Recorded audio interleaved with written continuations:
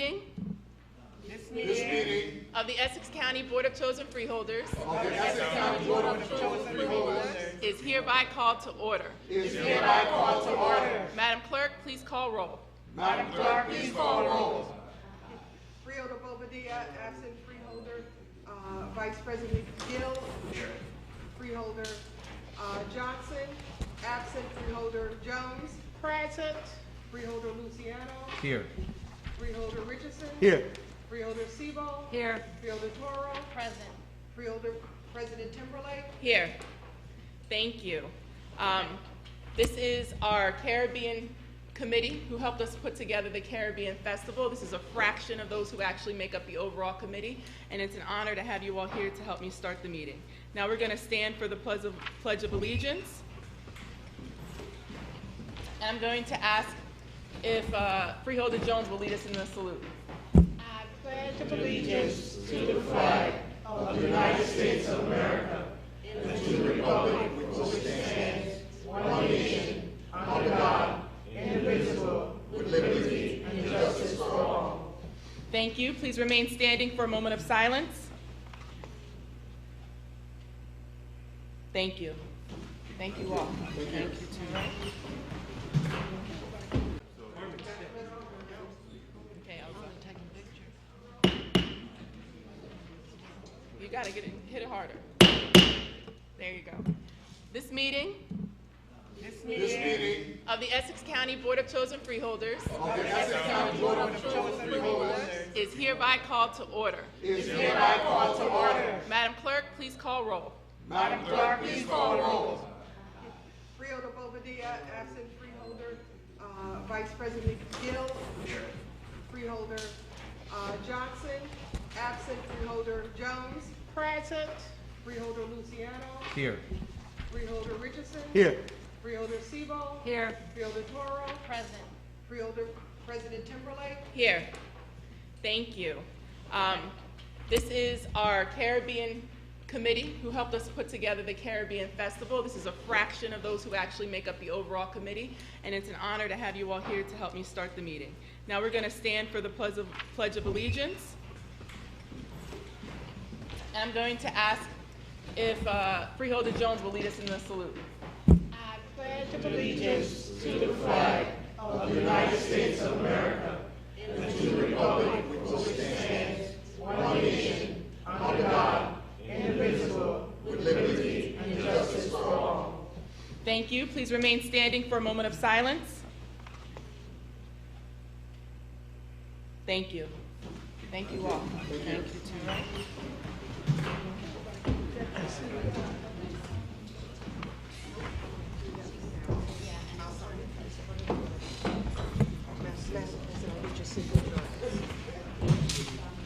And Freeholder Rufus Johnson is here.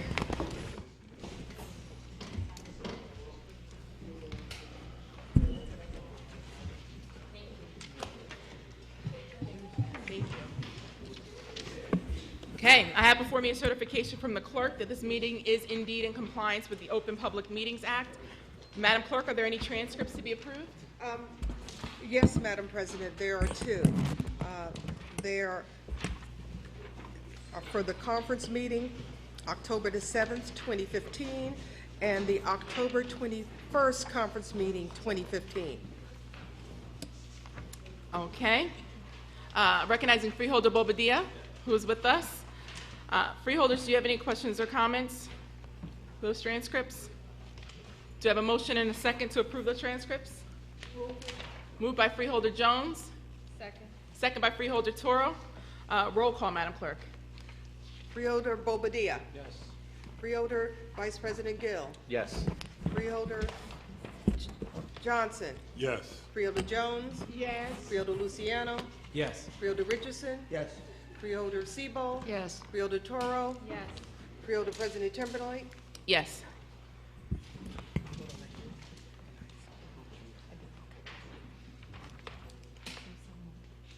So moved. Thank you. Are there any topics of discussion? Madam President, there are none. Okay, then let's move to the public comment session on agenda items only. Tonight's meeting is a combined conference board meeting, and that means that we'll be voting on every single item on the actual agenda. as well as discussing them. So if, at this point in time, if there's any member of the public wishing to speak on agenda items only, please come forward to the microphone, state your name and affiliation for the record, and you'll have 3 minutes to speak, monitored by the clock to my right. Okay, Madam Clerk, let the record reflect no one's wishing to speak on agenda items only. If there is any member of the public wishing to speak on any issue at all, any topic at all, please come forward, state your name and affiliation for the record, and you'll have 3 minutes to speak, monitored by the clock to my right.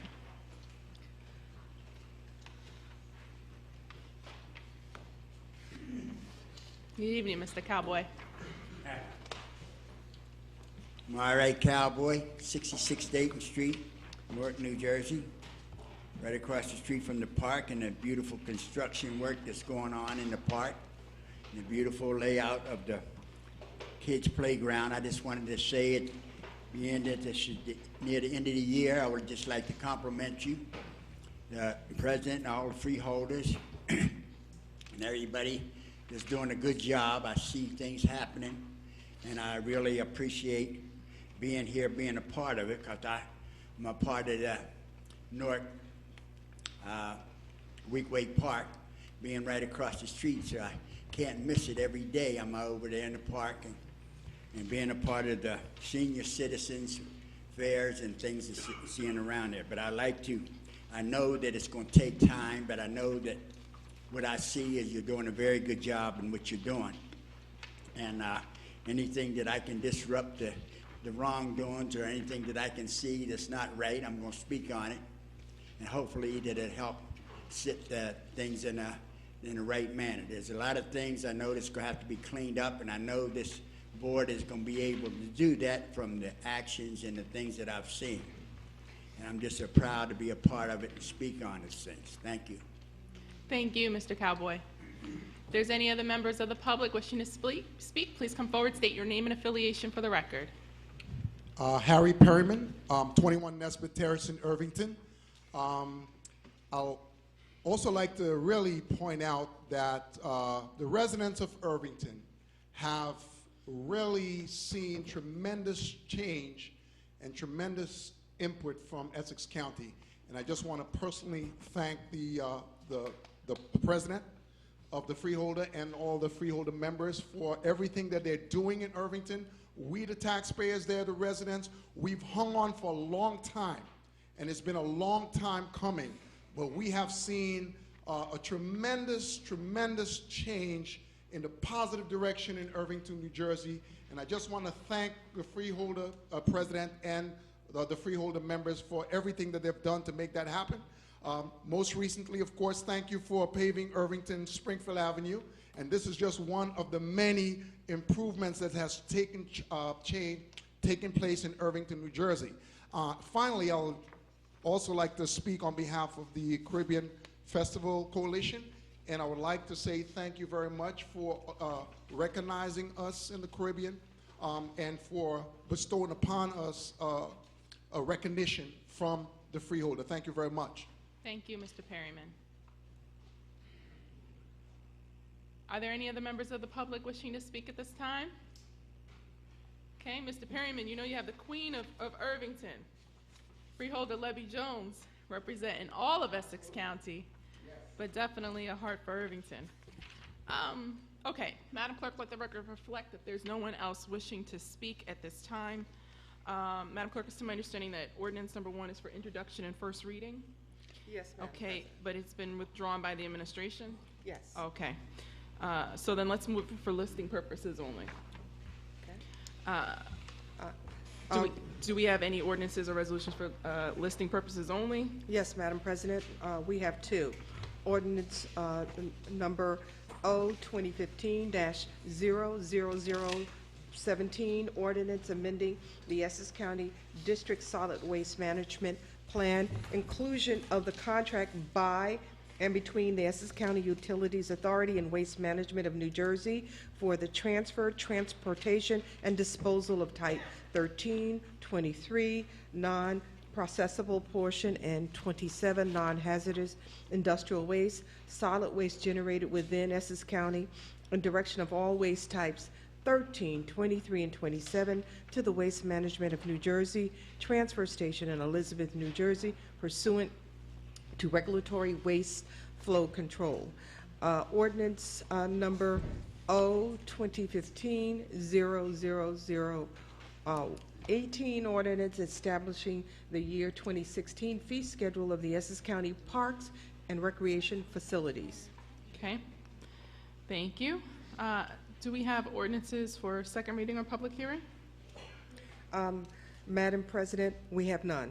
Okay, so we can list ordinances 2015-00017 and ordinance O-2015-00018 for public hearings at our January 13th meeting. We can move to resolution number 1. Please read.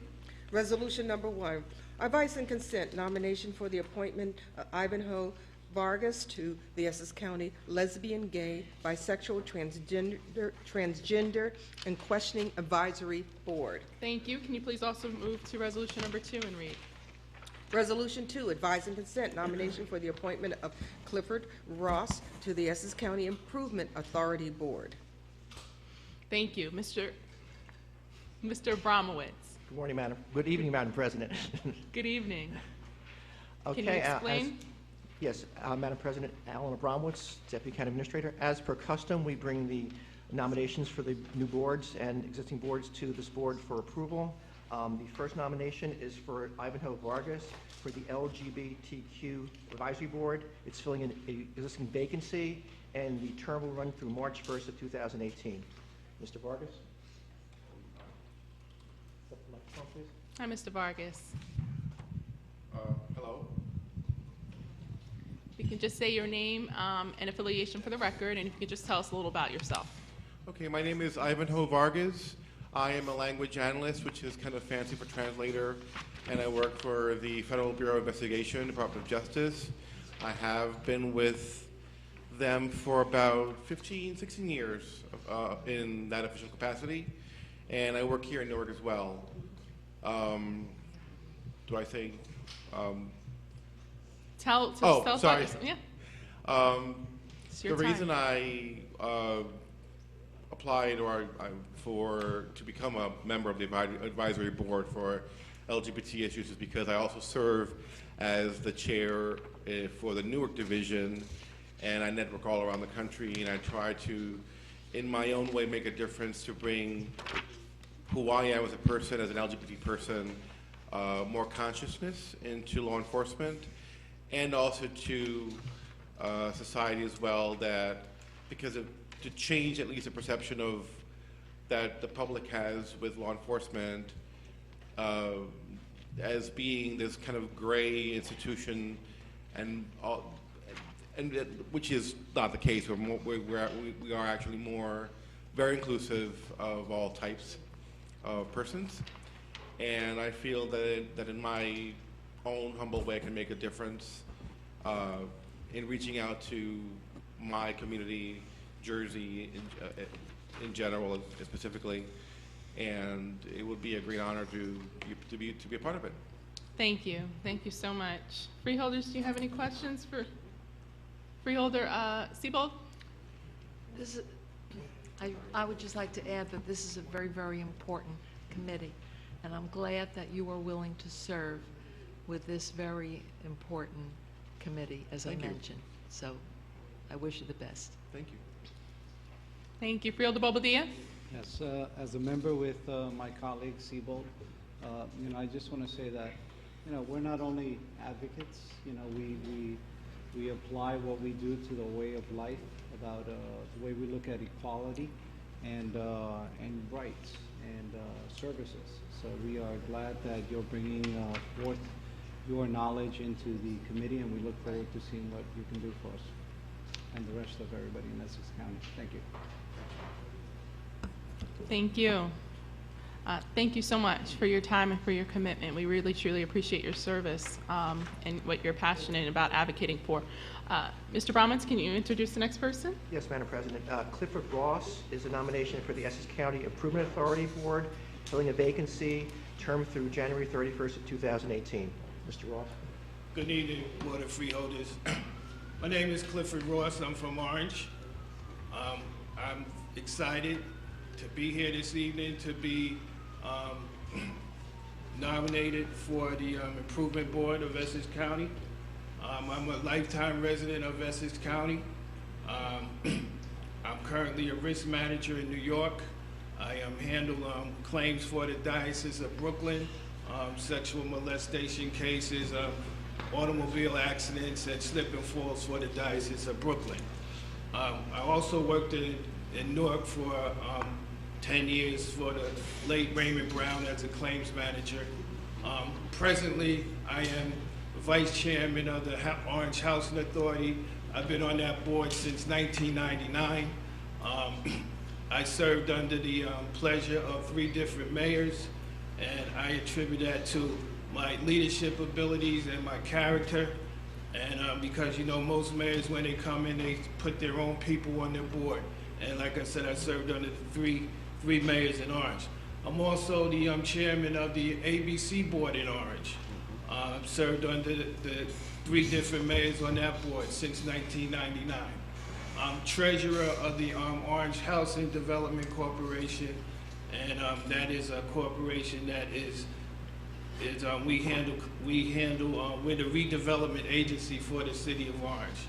Also, on a part-time basis for the city of Orange, run and the director for the 6 to 9 program, which we open up the gyms and the schools for kids to come from 6 to 9 for extra school help and SAT prep and basketball and, you know, anything just to get the kids off the streets. Again, I'm very honored and privileged to be nominated for the Essex County Improvement Board, and I look to serve it well and do the best I can for that board. Thank you, and thank you so much for your service. Freeholder Siebold? Thank you. You have an extensive background, and you will be a wonderful addition to ECIA. And I know you have someone that the county recently appointed to be in the leadership capacity, Steve Rother, since the former person, Jim Paganelli, became a judge. And this is an important committee. And we get all of the minutes on a regular basis. In fact, we have new minutes from the last meeting tonight. And you will be a wonderful addition. And I am sure that you will add a tremendous amount to this committee. Thank you for giving your time. I think that's just wonderful. Thank you for your comment. Thank you. Thank you. And freeholders, any other questions, comments? Freeholder Toro? I too am very happy to see that someone with your qualifications and experience is joining, you know, such a great board. I served as a commissioner myself for 3 years there, and Chairman Rother, you know, his leadership is amazing as well. So you're under good hands, and I know that together you're going to continue the great work that the ECIA does, especially, you know, bringing projects to availability of projects to improve many districts and develop things throughout Essex County. So with that, you know, congratulations to you, and thank you again for volunteering your time and putting your experience forward to make it a successful I'm looking forward board. to it and making an impact. Thank you. Making Thank a you so difference. much. Thank you very much. Freeholder Johnson? Well, when I looked into your resume, the thing that caught me was in your profile where it stated you were well organized, detail-oriented evaluator, and analytical problem solver.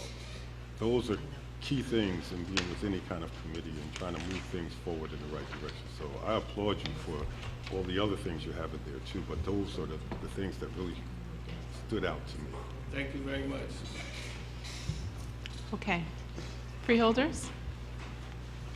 Well, thank you so much again. Thank you. Appreciate it. Yes. Do I have a mover I'll move it. and a second to take resolutions 1 and 2? Moved by Freeholder Siebold. We have a 3-way tie going here. Freeholder Jones, Freeholder Gill, and Freeholder Bobadilla. No, No? I didn't. Okay. Long concede.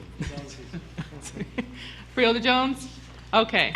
Second by Freeholder Jones. Roll call. Freeholder Bobadilla? Yes. Freeholder Vice President Gill? Yes. Freeholder Johnson? Yes. Freeholder Jones? Yes. Freeholder Luciano? Yes. Freeholder Richardson? Yes. Freeholder Siebold? Yes. Freeholder Toro? Yes. Freeholder President Timberlake? Yes. So moved. And congratulations to you too. Thank you again for what you do for our community. Please move to resolution number 3 and read. Resolution number 3, Department of Administration and Finance, Office of Management and Budget, transfer of appropriation. Thank you. And also, if resolutions number 4 and 5 can also be read. Resolution 4, Department of Administration and Finance, Office of the Treasury, resolution to award and execute contracts for 2016 bond counsel services at a cost not to exceed $50,000 per transaction. Resolution 5, Department of Administration and Finance, Office of the Treasury, resolution to award and execute contracts for 2016 financial advisory services at a cost not to exceed $50,000 per transaction. Thank you. Mr. Abramowitz, can you please explain? Yes, Madam President. Resolution 3 is a year-end transfers to cover various expenses. Transfer of $1,805,610,610 between various accounts. We have the Director of the Department of Administration and Finance, Mark Acker, here to explain. Mr. Acker, can you please come forward?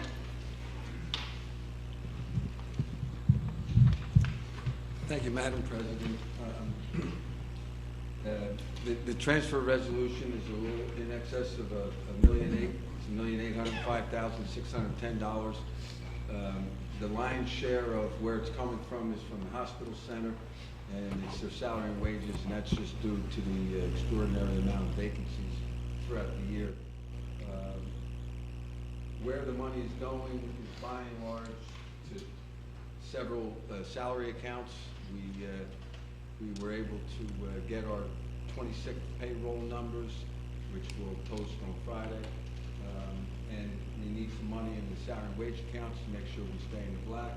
But the majority of the transfer too is to the correctional facility. It's $1,050,000, and that's due to the fact that the detainees at Delaney Hall are much greater than we anticipated in the budget. So we need to move $1,050,000 to pay those bills. But on the positive side, because we have an increased population, we're also getting increased revenue. But on the appropriations side, we need to make that transfer to pay the bills. And again, the rest of them are pretty simple transfers, just to make sure those agencies stay in the black through the year. Thank you. Freeholders, do you have any questions? Thank you, Mr. Acker, for that detailed explanation. Mr. Abramowitz?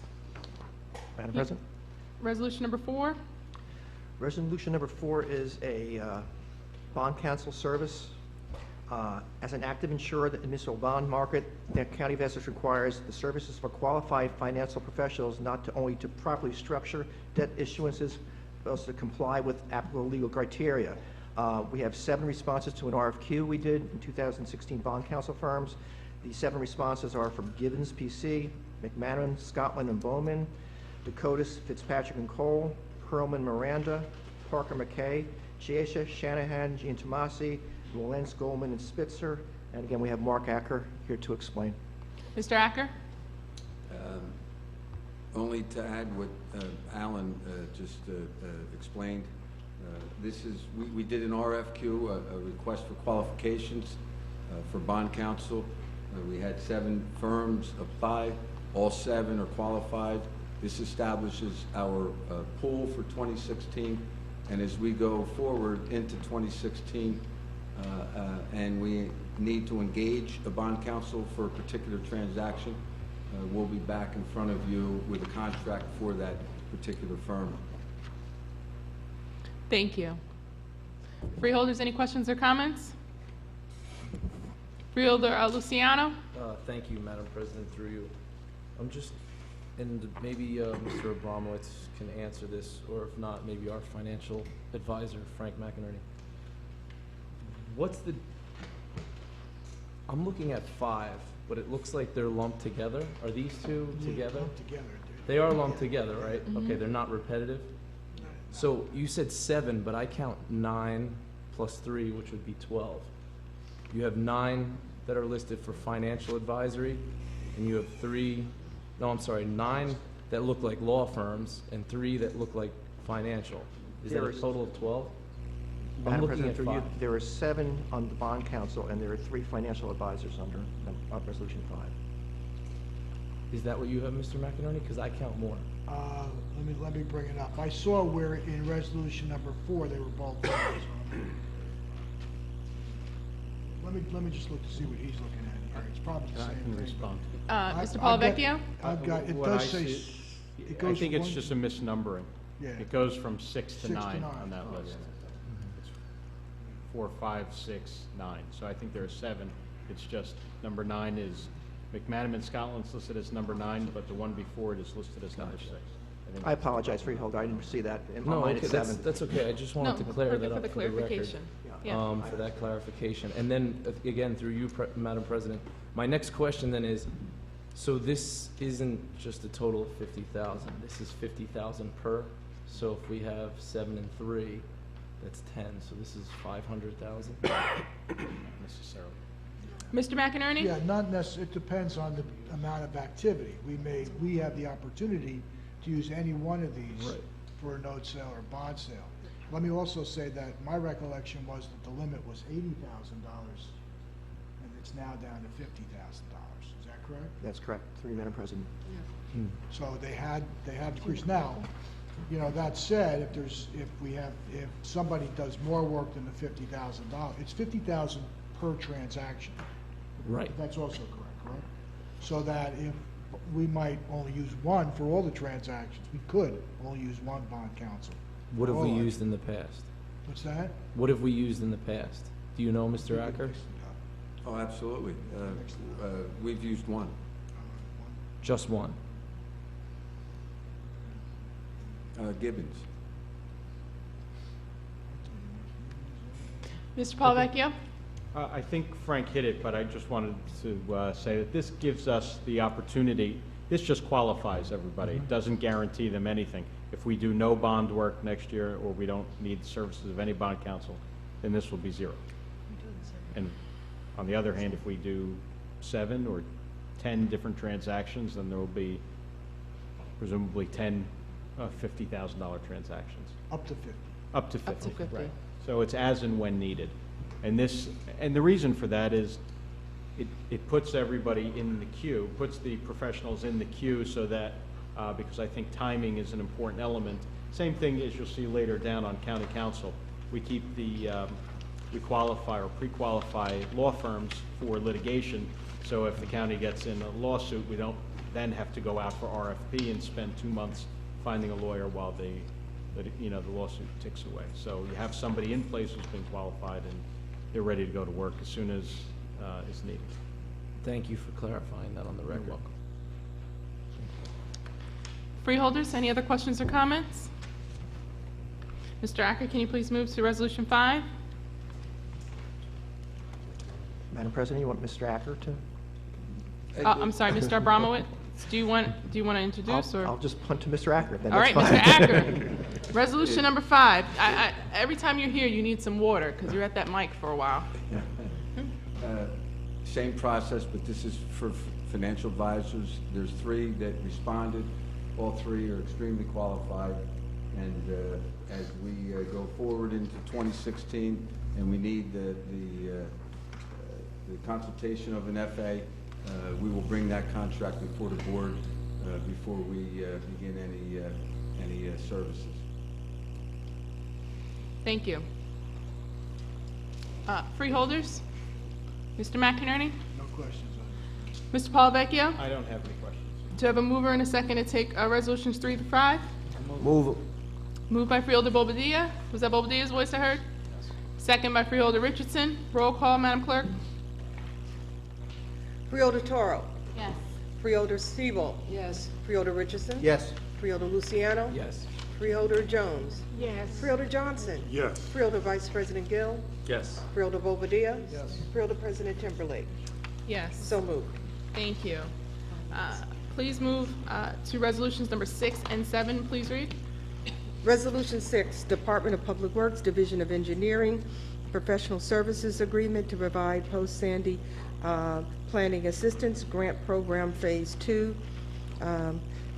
KDIU Engineering Services, amount not to exceed $90,550,000. Okay. And 7? 7, Department of Public Works, Division of Engineering, contract award to Colonelli Brothers, the lowest responsive and responsible bidder for the replacement of the Berkeley Avenue Bridge over Second River and Morris Canal, Bloomfield, New Jersey.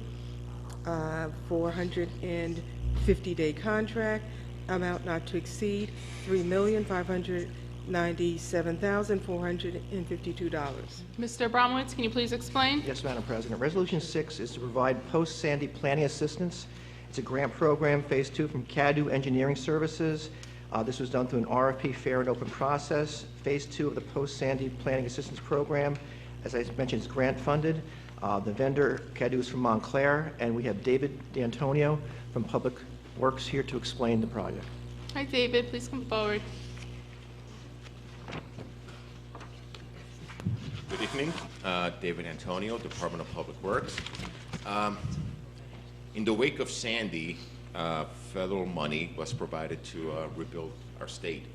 Some money was for construction, some money was directly given to communities or homeowners, but there were also monies set aside for planning.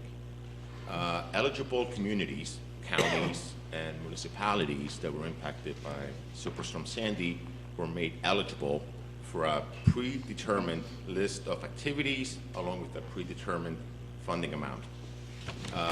The County of Essex obviously was eligible, and today before you is what's called Phase 2. We completed Phase 1. That was a strategic recovery planning report.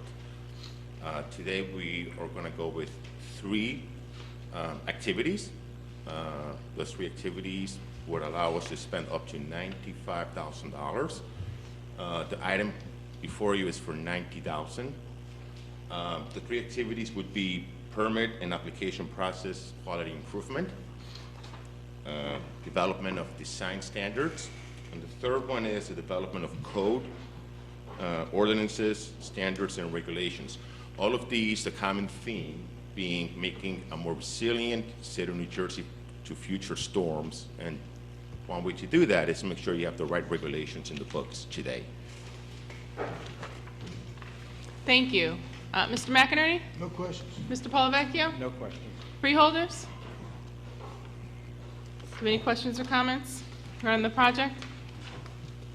All right. Thank you very much for your explanation. Mr. Abramowitz?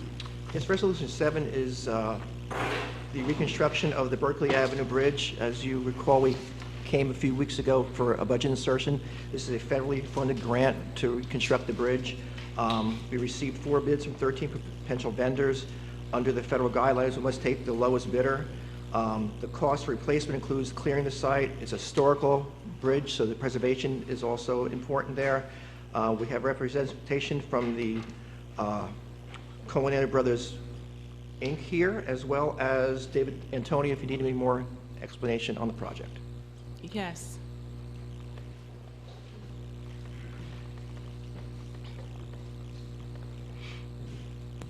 David Antonio, Department of Public Works. The Berkeley Avenue Bridge is a federally funded complete bridge replacement of the Berkeley Avenue Bridge in Bloomfield. This project started over 10 years ago. Started off as a local scoping effort, a long, complex planning process with the federal government. It then graduated to the engineering design phase, and today we have federal funds secured to actually do the construction of the project. Mr. Hank Doubleard from Colonelli is here. He can go into more detail about the actual elements of the construction. Thank you, freeholders. This project is located... You can just state your name and affiliation for the record. Henry P. Doubleard, Jr., Henry, P, D as in David, O, double B, E, L, A, A, R, Jr., Colonelli Brothers, Chief Engineering Planning Officer. The project is directly off Bloomfield Avenue in Bloomfield. It's the complete reconstruction of Berkeley Avenue, including associated work on Second River and Morris Trail, including approach roadways on both sides. The complete removal of the existing structure, which is beyond its useful life. The project will take approximately a year and a half to complete. Hopefully we get lucky with weather like we're having now and be able to move forward quicker. We are a completely union shop, and we are anticipating start of construction early to mid-January. Thank you. Thank you very much. Merry Christmas, Happy New Year, and Happy Holidays to all. You too. Just stand right there for a second. Freeholders may have some questions for you. Mr. McInerney? This is all grant, funded by a grant, the whole $3,500,000. Thank you. Mr. Polavecchio? No questions. Freeholders? Freeholder Jones? Madam President, I would like to know where this particular contractor or engineering service is located. We're located in Bergen County, Hackensack, New Jersey. Okay. My second question is, will you be using any of the residents of Essex County in this particular project? Absolutely. We're a fully union shop. Carpenters, ironworkers, heavy construction laborers, operating engineers, and we anticipate remaining union for the project, and we will be happy to try and place people as best we can from Essex County. We have employees within the firm that reside within the confines of Essex. Well, Essex County is in dire need of employment, so I'm just asking you, since we are working in Essex County, if we would consider some of the residents for jobs that they're capable of doing. Thank you very much. We will make every effort to do so. Thank you. Freeholder Johnson? But you did raise your hand at one point, no? Never? Okay. Okay. They're trying to tell me I'm losing it, huh? Okay. Freeholders, any other questions? I'm very pleased to hear that you are, a union shop using union workers for this project, as well as those who are residents in Essex County. Thank you. Thank you very much. Okay. Do I have a mover and a second to take 6 and 7? Moved by Freeholder Jones, second by Freeholder Richardson.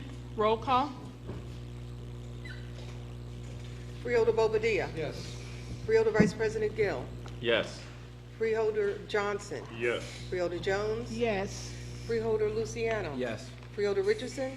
Yes. Freeholder Siebel. Yes. Freeholder Toro. Yes. Freeholder President Timberlake. Yes. So moved. Thank you. Please move to resolution number 8. Resolution 8, Department of Health Rehabilitation and Division of Hospital Center Annual Certification of Financial and Management Plan for Essex County Hospital Center for calendar year 2016. And Madam President, you say resolution 9 also? Just 8, please. Okay. Mr. Abramowitz? Yes, Madam President. We are required annually to have a certification of financial and management plan for the Essex County Hospital Center for each year. This is for 2016. It's approval of the county's intent to operate a psychiatric facility and provide all financial and management plans. The current proposed reimbursement rate is 85%, the same as last year, and I have the director of the hospital center, Frank GAUDIO, here to answer questions. Thank you. All right, Frank, please come forward, state your name and affiliation. Frank GAUDIO, Director, Essex County Hospital Center. Madam President, this is an annual resolution required by the state. Our governing body, which is the Board of Chosen Freeholders, need to give their approval to continue the operation of the hospital center. Along with this goes an entire listing of all of our employees, a copy of the preliminary budget, a letter outlining any capital improvements that we're putting in a request for reimbursement on, and obviously a copy of this resolution. So. Thank you. Mr. McInerney? Frank, how do we stand with all of our certifications at this point? I'm sorry, I didn't hear the question. How do we stand with the certification process the last time we were subject to certification? On this financial management plan, or? On the whole hospital? Were there a number of recommendations or? Well, that occurred in 2013, and we're due for our triennial survey July 2016, but we're in the 18-month window. It could happen tomorrow, so we're preparing and always preparing. Is that still called a HICFA? It's a joint commission, and we're surveyed on behalf, joint commission on behalf of CMS, the federal government also. It's a dual survey. And how long does that process take? It's a full 5-day survey. They bring people out? There's a physician surveyor, a nurse surveyor, a life safety specialist, and usually an administrative surveyor, a team of 4. Is it mostly on a program basis as opposed to a financial basis, or do they look at the finances as well? They look at no finances. There's a standard set that's about this thick, and they go through every standard for compliance. A lot of it is chart audit, patient interviews, staff interviews. Documentation is a big key to the survey process. Record keeping, testing, maintenance, things of that nature. And then what they do is called tracer methodology. So they follow a patient in from admission to discharge, and they follow the chart and everything that happens along the process, that all the documentation is in place. And they'll sample a number of patients? Or? They interview patients for quality of care, any issues they may have, and even during the last survey, every patient answered that they were pleased with the level of care they were receiving. Okay, thank you. Thank you. Mr. Polavecchio? I don't have any questions. Freeholders? Freeholder Toro? When was the last time that you had this survey and For you, Madam President, the last survey started July 17, 2013, and it lasted that entire week. The 17th was a Monday. And what was the outcome then? The outcome was not too favorable. There were 38 corrective action plans we had to implement. We implemented all of the 38 plans. We were resurveyed then in December, and there were no deficiencies at that point. We corrected all of the findings.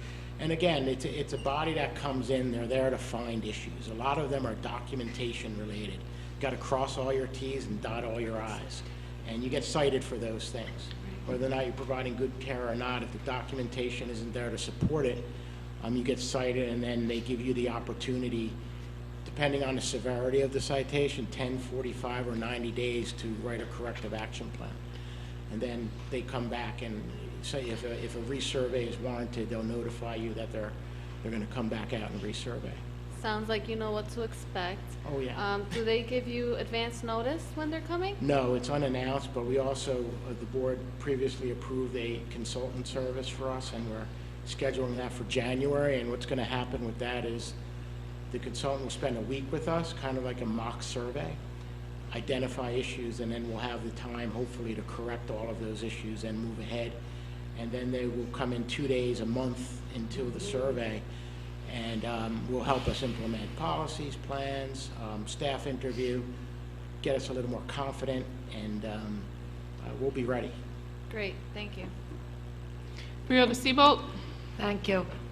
Freeholder Toro questioned you about something I was thinking about, because I remember well, last time this occurred, there were many problems. And I was going to ask you, do you anticipate that it will be better this time? I do anticipate, because many of the issues that were cited have been corrected, and we continue to collect data and documentation. When the Joint Commission visited us in 2013, there's 5 core performance measures that they score us on. If you're under 95% on those performance measures, you're automatically cited. That time we were at 40%, so that was one of the citations. The report that came out on November 25th, we're now at 95%. So we've seen a steady increase We've been training staff. Staff morale has improved significantly. It's almost, I could say, a culture change is what you're seeing. We're involving all of our staff in all of our activities. We've used hospital attendants to be trainers. We've used physicians to be trainers. I'm a certified trainer. So the staff sees involvement from all levels of the administration, and it seems to be working very well.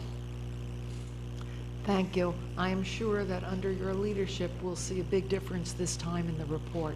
So thank you very much. And, you know, there are things that are cited. In other words, one document was missing, was misplaced. So you're cited for it, you write an entire corrective action plan, and then you look at another folder and there's the document. So it's not, some of it, most of them are documentation related. Thank you. Freeholder Bobadilla? Thank you, Madam President. Frank, I just want to say that, you know, every organization, we need good leadership to bring it to the next level, and I think you've done that. And last time you were here, I really appreciated the fact that you were transparent about the deficiencies in the hospital center, and I see under your leadership that we've met or exceeded some of those. So I just want to say thank you for your leadership. Thank you. Freeholders? I second Freeholder Bobadilla. There are no further questions. Do I have a mover? I'll move it. Moved by Freeholder Siebold, second by Freeholder Bobadilla. Roll call, Madam Clerk. Freeholder Bobadilla. Yes. Freeholder Vice President Gill. Yes. Freeholder Johnson. Yes. Freeholder Jones. Yes. Freeholder Luciano. Yes. Freeholder Richardson. Yes. Freeholder Siebold. Yes. Freeholder Toro. Yes. Freeholder President Timberlake. Yes. So moved. Thank you. Please move to Resolution 9, 10, and 11. Resolution 9, Office of County Counsel, approval of list of qualified outside legal counsel licensed to practice law in the state of New Jersey, eligible for a section on a case-by-case basis for the rendering of legal services by the contract to the County of Essex for 2016. Resolution 10, Office of the County Counsel, approval list qualified court reporters eligible for selection on a case-by-case basis for the rendering of services to the County of Essex for 2016. Resolution 11, Office of County Counsel, authorization to use the competitive contracting process in order to solicit proposals from qualified vendors for the provision of certified general real estate appraisers. Thank you. Mr. Abramowitz, can you please explain Resolution number 9? Yes, Madam President. Number 9 is the approval of a list of qualified outside legal counsels. This was done by an RFQ, a fair and open process. We provided you with a listing of the legal counsels that we're selecting, and the contracts will be brought before the Board of Chosen Freeholders for approval on a case-by-case basis. I have Grace Spencer here, Deputy County Counsel, to explain. Ms. Spencer? Good evening, Freeholder President. Grace Spencer, Deputy County Counsel from the Deputy County Counsel. What you have before you is a resolution for the approval of outside counsel. County Counsel's office is proud to say that we have reduced the number of cases that go outside of the county itself. And these are the attorneys that have been selected based on the RFQs that they've submitted. It allows us to refer to these attorneys to provide services, and we've already gone through the process of making sure that they've complied with the pay-to-play laws here in the state of New Jersey. There's no requirement that we use these attorneys, but should we need outside counsel on any matters that may present a conflict for the county, we already have a list of attorneys that are qualified to provide their services. Thank you. Mr. McInerney? Does this include our workers' comp attorneys as well? Do we still send out that workers' compensation cases?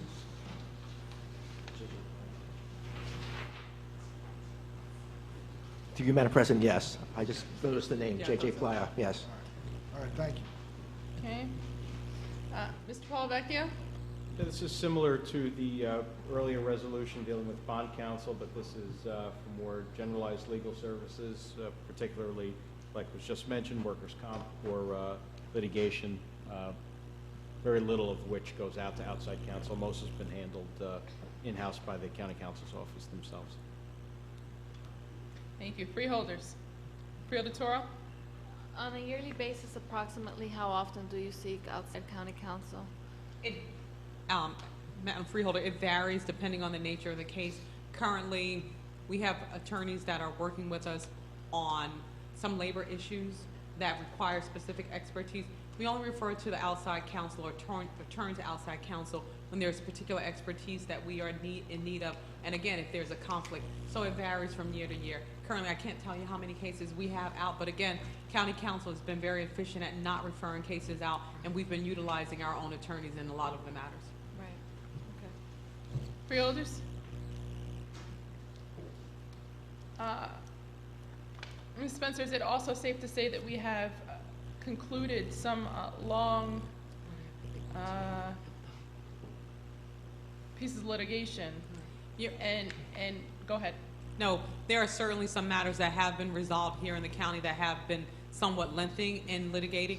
But again, there are some matters that we are still dealing with. If there's a particular matter that the freeholder president has a particular interest in, certainly if you provide a question through the clerk's office, county counsel will be more than happy to respond.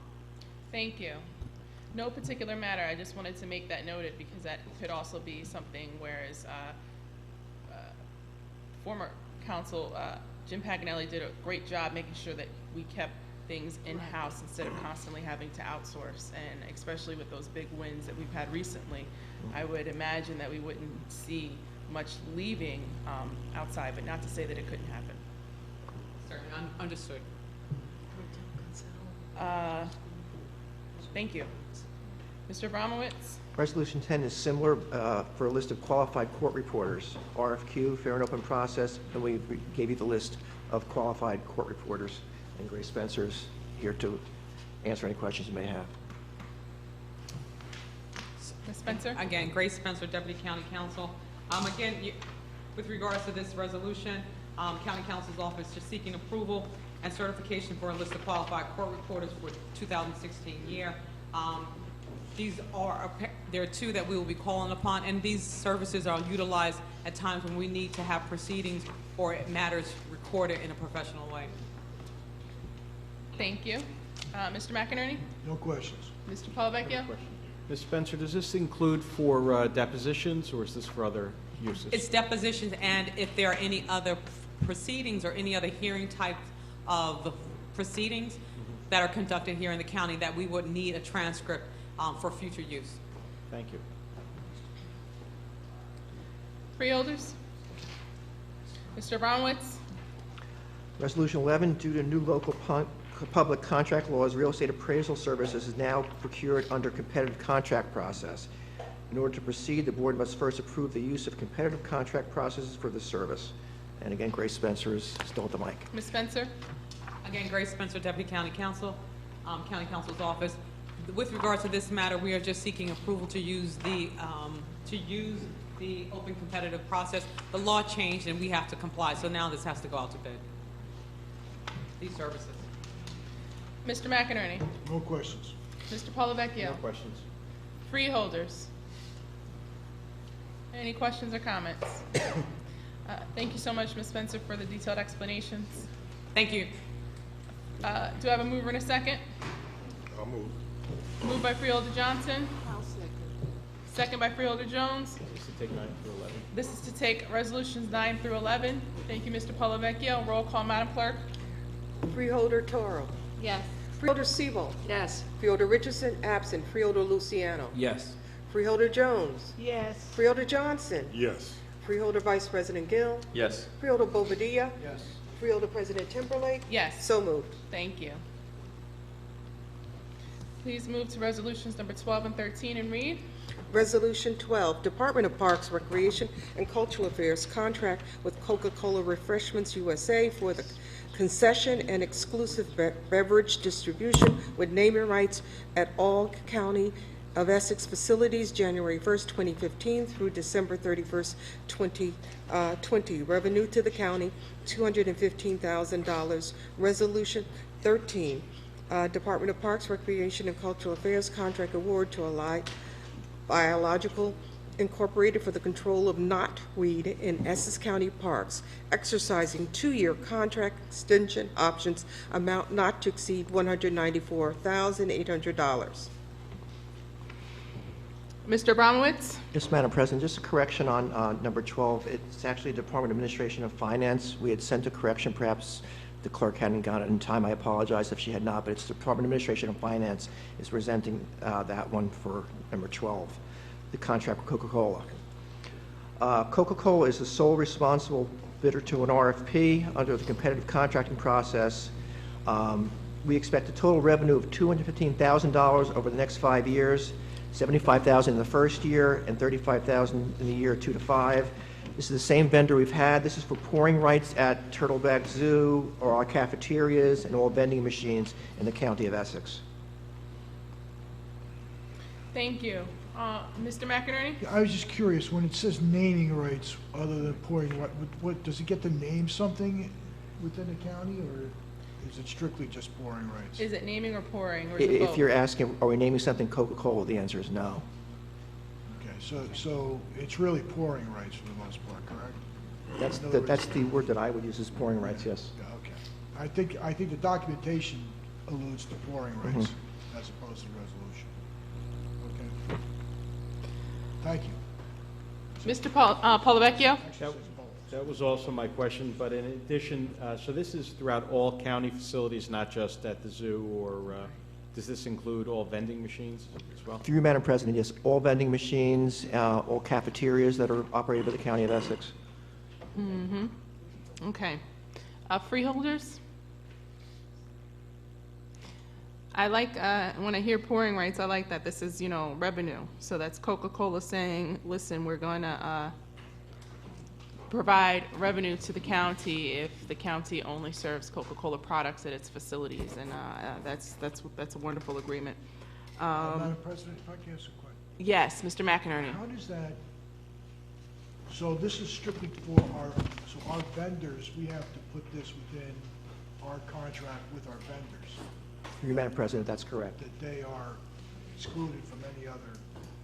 And inasmuch, does the county itself have to purchase Coca-Cola?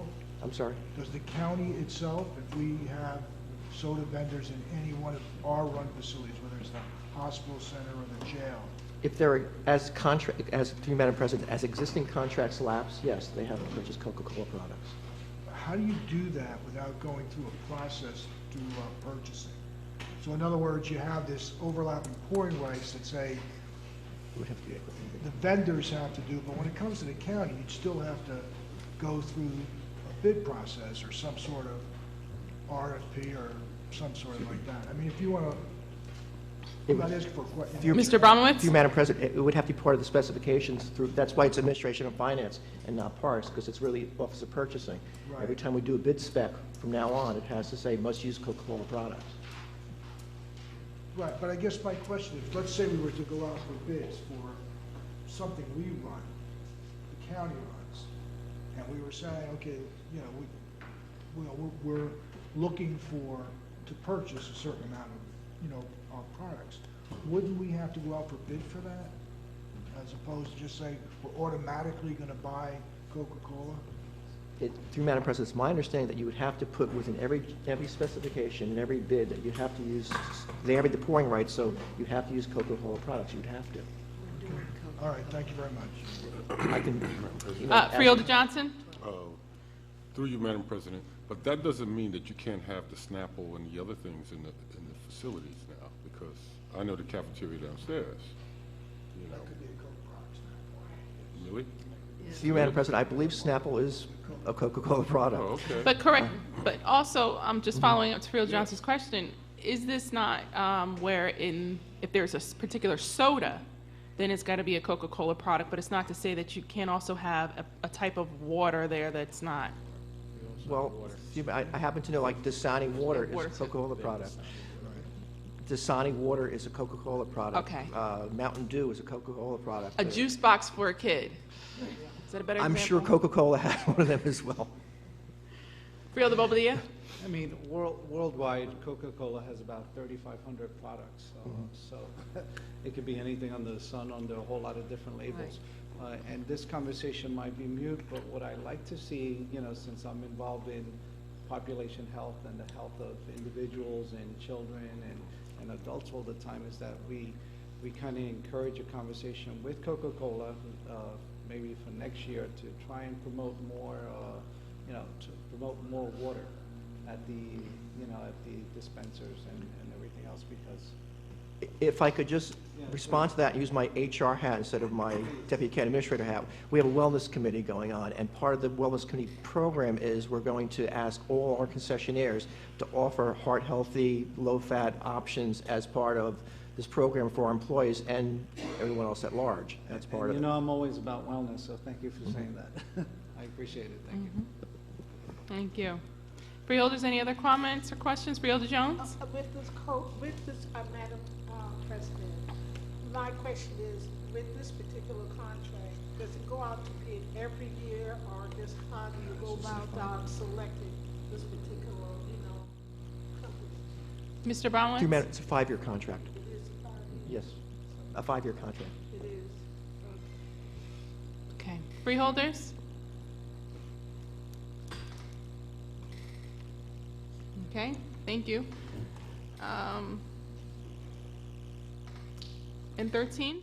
13 is a contract award to Allied Biological, Inc. for control of knotweed in county parks. It's exercising a 2-year contract extension option not to exceed $194,800. This is a 2nd-year option to control knotweed throughout the park system. I don't know if you're aware of knotweed. It's a noxious weed, an invasive species that's taking over a lot of parklands, both urban and suburban and roadsides. And what it's doing is smothering all the vegetation we plant and all the cherry trees we're planting and things of that nature. We have this contract for the last 2 years. We've been doing it in-house mostly, though we only spent $3,457 out of the last 2-year contract. The reason we put the $194,800 up is because if we have an explosive resurgent in knotweed and we can't handle it in-house, we would have a contract to go by for someone to eradicate it. They use environmentally safe chemicals, and right now, like I said, we're doing it in-house, but we don't know what's going to happen in the future. Thank you. Mr. McInerney? No questions on this, Madam President. Mr. Paulvecchio? I don't have any questions. Freeholder Jones? Madam President, my concern is, well, can John Doe just walk through the park and find out whether or recognize knotweeds? How do you, for an example, I'm going to use Weekway Park, and I walk in that park. Where would I find this knotweed that I would recognize that is taking over the vegetation of the park? Knotweed, through Madam President, knotweed is about a 6-foot-tall weed that grows. It actually grows out and smothers all the vegetation around it. We have our county employees that are trained to identify what it is and eradicate it. It's such a menace that really pulling it out isn't enough. You have to pull it out and spray it so it will not come back again. But it is, I can recognize knotweed.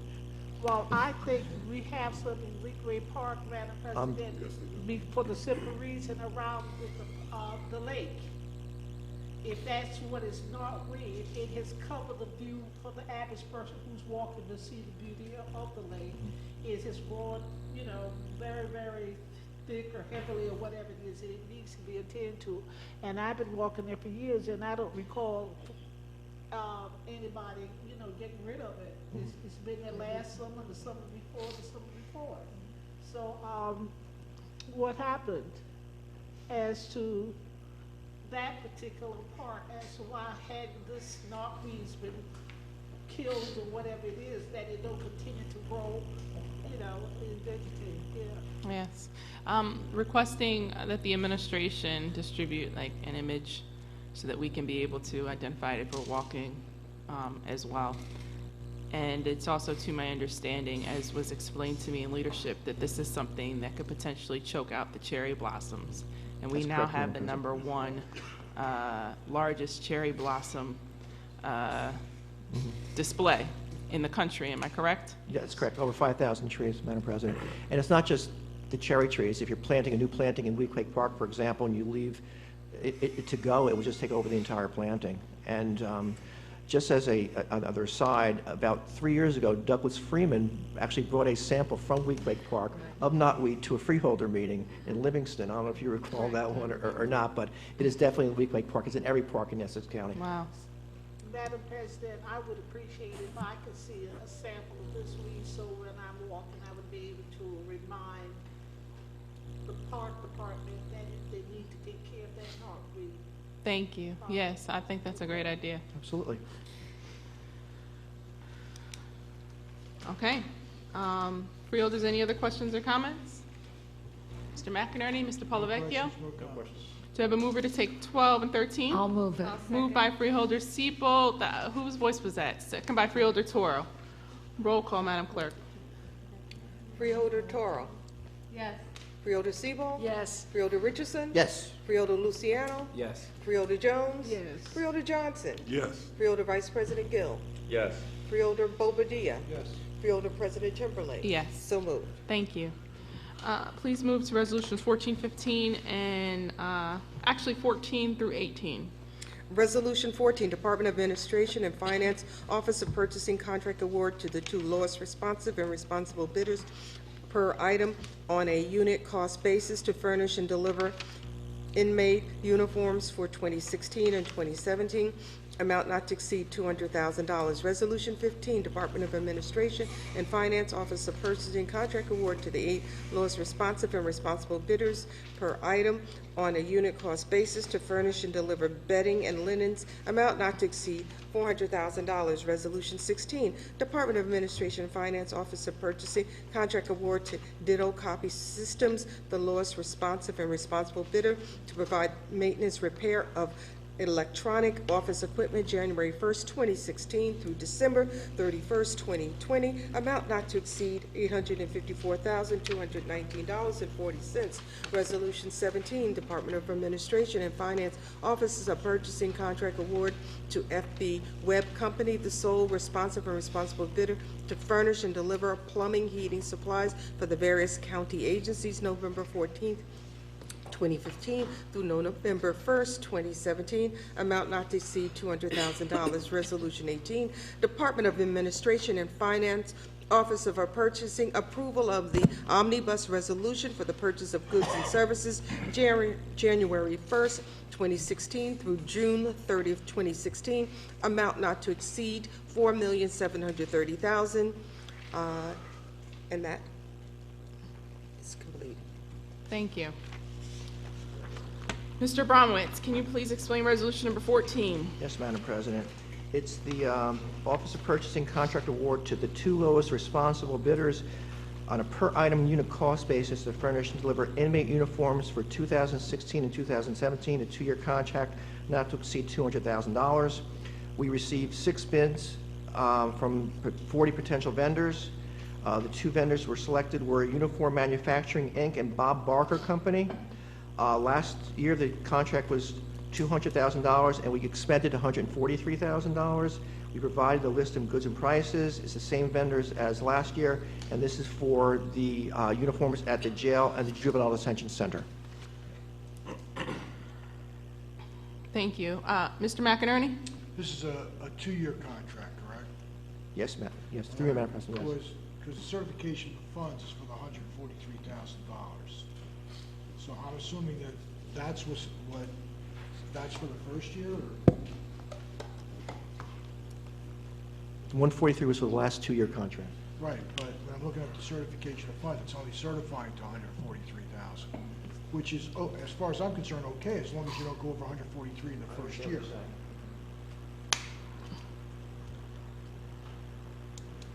You can only do a contingency of, certification. I understand what you're saying, Frank. Yeah. But I'm just saying, if you're going to spend 143 in the first year, It was 143 over the 2 years, so the assumption is that we spent for the next 2 years, if the price stays the same. But then why we have exceed, not to exceed 200? that's what we're checking right now.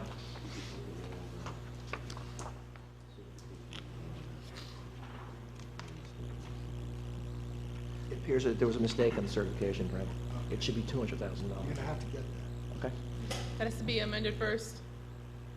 Yeah, you can't approve it with a for 200 if the certification says 143. Correct. We'll withdraw it then and put it on the next. Our apologies. Number 14 has been withdrawn by the administration.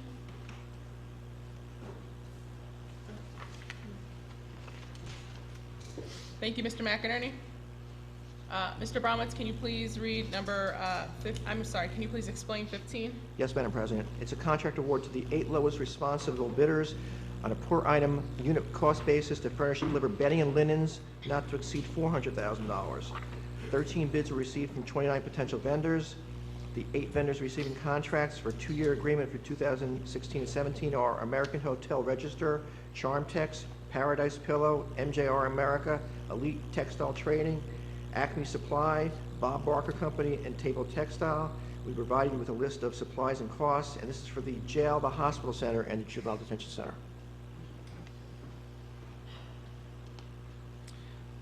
Mr. McInerney? No questions. Mr. Palavecchio? I don't have any questions. Freeholders? Freeholder Johnson, you keep faking me out over there, doing this. Freeholders, any questions? Freeholder Jones? Madam President, I have a suggestion that you're spending close to $500,000 for bedding and that sort of thing. Wouldn't it be best, as a suggestion to the administration, if they would train and operate their own linen or whatever it is, and that would give people jobs and bring revenue into the county as opposed to outsourcing it. Yes, Mr. Abramowitz? You want to take it, Brian? Well, I'm only going to give you some history with that. We used to do that. We did it up at the hospital center years ago when we had the facilities. We don't have the facilities now. Years ago at the hospital center, they had a whole operation to do all of our laundry. Back when the hospital center was moved, or even before that. And the jail as well. Proved more efficient. The jail as well. And the jail too. Yeah. We used to do all of that. Well, I still think you need to think about it. Just don't say, well, it can't be done. It was done before, it fades out. But if you're looking at close to $1 million with many of these services that are going out to outside agencies, that we could create jobs right in the county to help the residents. So it's just a suggestion. Maybe it's not practical, but I see it as a way of facilitating and taking care of the citizens of Essex County who need jobs. Most of them know how to wash and iron and press and fold, okay? Thank you. Okay, thank you. Freeholders, any other questions or comments?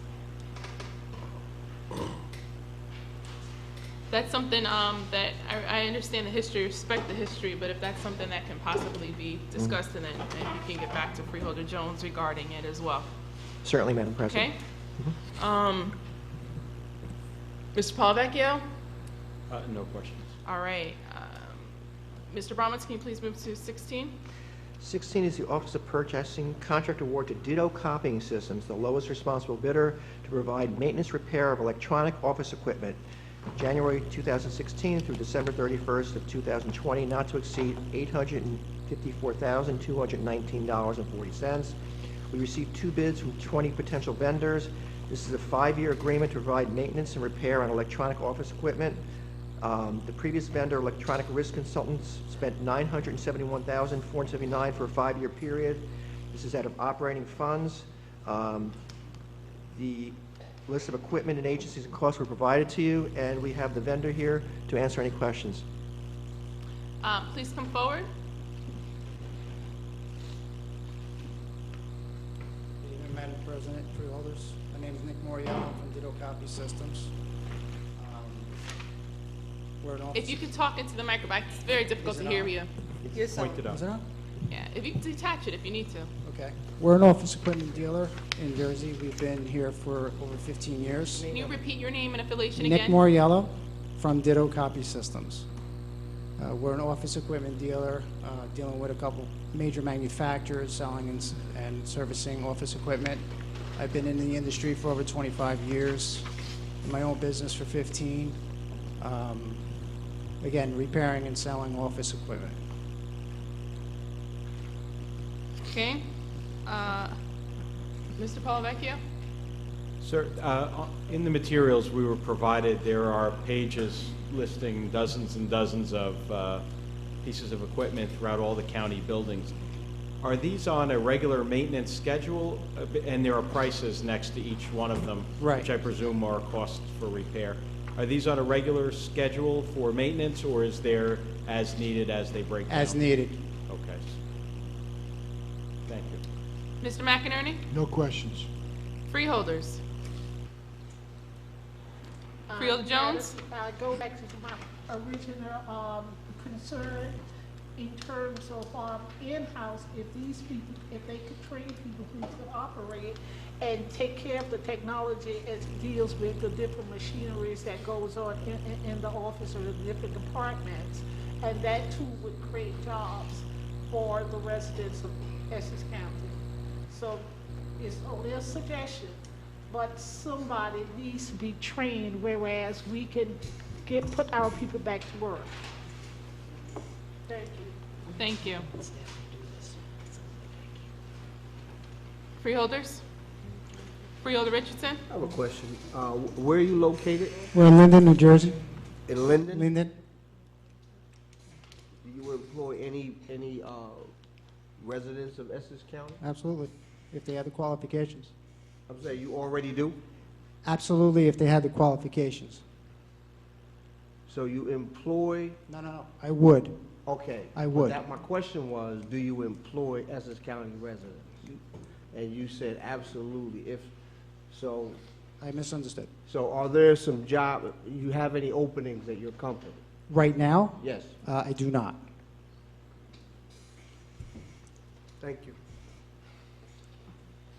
Freeholders? Freeholder Johnson? Through you, Madam President, what is the size of your workforce? We have 8 strong, 4 service, 2 in office, and 1 sales. Can you say that again? You said you have how? 8. 8? Okay. Total.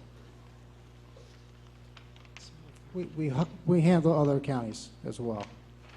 We handle the city of Philadelphia, their office equipment as well. We actually had this contract back in '07 through 10. Okay. And the maintenance and the repair, just for the record, exactly what types of systems? Is it just Xerox machines or? It's copiers, faxes, printers, shredders, even typewriters. This is an amount not to exceed. Mr. Abramowitz, for the record, what did we spend last year? Or whenever the contract was? The last contract, we spent $971,479 over a 5-year period.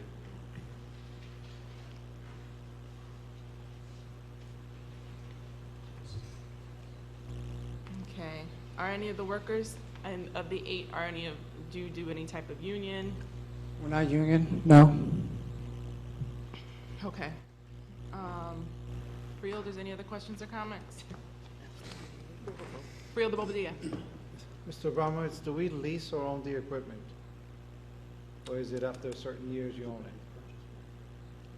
Through you, Madam President, we lease and purchase. It depends upon what we're, I know in our office, for example, fax machines we purchase, copy machines are leased. So this would not be for the repair of those that are leased, if they're leased? Again, in my office, the Xerox copy machine has a service agreement with it. Yes. Freeholders? Thank you. Thank you. Please move to resolution number 17, Mr. Abramowitz. 17 is Administration of Finance, Office of Purchasing, contract award to FW Web Company, the sole responsible bidder to furnish and deliver plumbing heating supplies for various county agencies, November 14th, 2015 to November 1st, 2017, not to exceed $200,000. This is the sole bid we received from 17 potential vendors. Basis of the contract award is for the highest percentage of the national mechanical contract estimate for plumbing and heating supply. Grant Supply had the last 2-year contract at $200,000, and they spent $149,554, and we provided you with a list of supplies and the percent off pricing. Okay. Mr. McInerney? No questions, Madam Mr. President. Palavecchio? No questions. Freeholders? Freeholder Richardson? Could you tell me where they're located? Is this an Essex County business? 1 second, Freeholder, I'll get the information.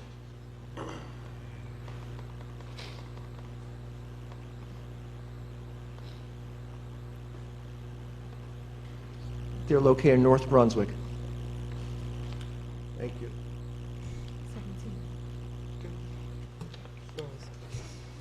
Mr. Abramowitz, it's amount not to exceed 200,000, That's correct, Madam President. and the vendor? The vendor is FW Webb.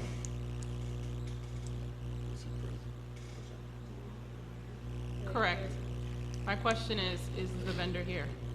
Oh, I'm sorry, ma'am. I misunderstood, Madam President. The vendor's not here. How come? The vendor was not able to come this evening. If you'd like, I can either have them come to the next meeting. You're gonna table it. You're going to table it? Okay. I'm gonna break this one out and then go back and vote. Just because it's consistency purposes, we always ask for the vendor to come before us if it's over a certain dollar amount. And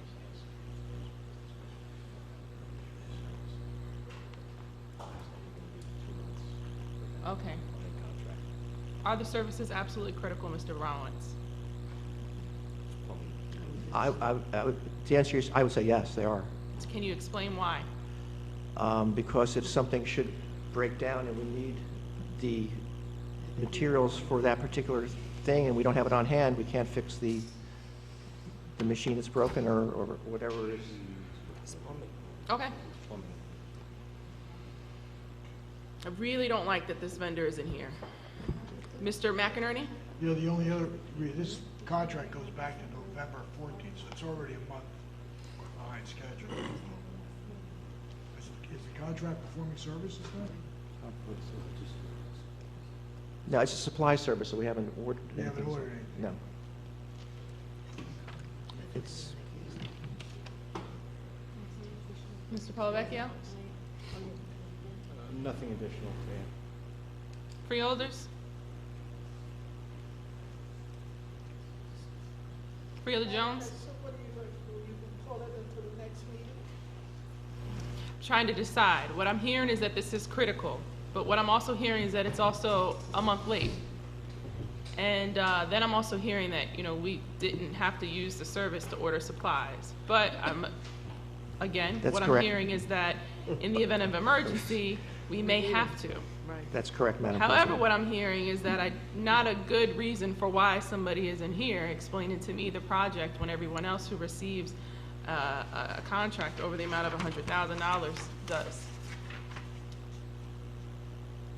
So Freeholder Jones? Well, the rationalization on my part is that I don't guess the whole team would have to come as the person who owns the business, and it's on a Wednesday evening at 7 o'clock when we have our meeting. And if it's good for the others to take the time to come, then it should be the same for all.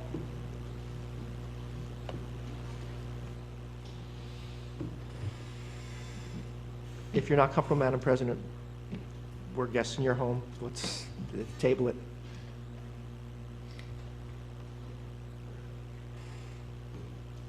Okay. In the event of an emergency, something breaks down, is there a plan in place currently? Let's say that something happened tonight where we had to cancel this meeting. What would happen in the event of emergency? If it's under 17.5, we could do it for an emergency appropriation to order a pipe or a fitting or whatever it would be. I can't imagine it being, just realistic, I can't imagine anything being over 17.5 off of this list. Okay. Do I have a mover? Move the table. Freeholder Bobadilla? Do I have a second? Second. I'm sorry, what you want to do is move to adjourn it, not table it. You want to move to adjourn it to the next meeting. We have the date rather, the Okay. next meeting date. So we're gonna move to adjourn it. To January 6th. January 6th. Kenneth? Freeholder Bobadilla? Those aren't approved. That actually presents a timeline that we need to make sure that we can work with. My question to the administration is January 6th a realistic date to adjourn this vote for this vendor, for this contract? Through you, Madam President, wouldn't it be January 13th, because isn't January 6th? The reorg. Yeah, right. can't do it. That was the question in which I asked, and the response was that if in the event of an emergency, that they would pull it out of, Carmen, can you repeat? And through Alan, please. If, in case of emergency, if it's under 17.5, we can just order the part as needed on an emergency basis. Freeholder Seabolt? If I'm correct, we can't do this January 6th because that's a reorganization meeting, so I'll need, well, it wasn't clear. So it would have to be the it would have to be adjourned. We would have to move to adjourn it to the 13th. Is that correct, Mr. Thank you. Parlavecchio? That is correct. Yes, thank that's you. what we said. Thank you. Freeholders? Freeholder Bobadilla? I'd like to retract my, yeah, you know, listen, as a legislator for the county, our job is to basically what's in the best interest for the county and the people of the county. While we might not like the situation that this contract is dated November, we're now in December, and we're looking at a vendor not being here for a contract that's over 100,000. I say that's somewhat irresponsible. But at the same time, I believe I have a certain duty that I need to uphold, and so that's why I'm retracting my vote to adjourn it. And I will move it as seen fit. Freeholder Bobadilla, I understand what it is you're saying. We do have a responsibility to make sure that in the event an emergency occurs, that we can make sure that we're able to handle it. And it's to my understanding through my questions, Carmen as well as Mr. Abramowitz, that that is something that we would be able to do if we do adjourn this to the 13th. Being that we have several vendors, every vendor that is going to be awarded over $100,000 has to come before us. Yes, this is something that was in November, now we are in December, as well as the contractor not being here, the vendor I should say not being here. We want to make sure that we're showing consistency as well as making sure that we are doing the same process for every tax dollar that is spent. Mr. Parlavecchio? Just a quick question before putting this on the vendor. Was the vendor asked to be here? To you, Madam President, yes, they were. Okay, that's important. Do I have a mover to adjourn it to January 13th? Moved by Freeholder Jones. Do I have a second? Second. Second by Freeholder Richardson. Roll call, Madam Clerk. Freeholder Bobadilla. No. Freeholder Vice President Gill. Yes. Freeholder Johnson. Yes. Freeholder Jones. Yes. Freeholder Luciano. No. Freeholder Richardson. Yes. Freeholder Siebel. No. Freeholder Toro. Yes. Freeholder President Timberlake. Yes. So moved. Thank you. And thank you, Mr. Abramowitz and Carmen, for the information you provided. If you could please move to Resolution 18.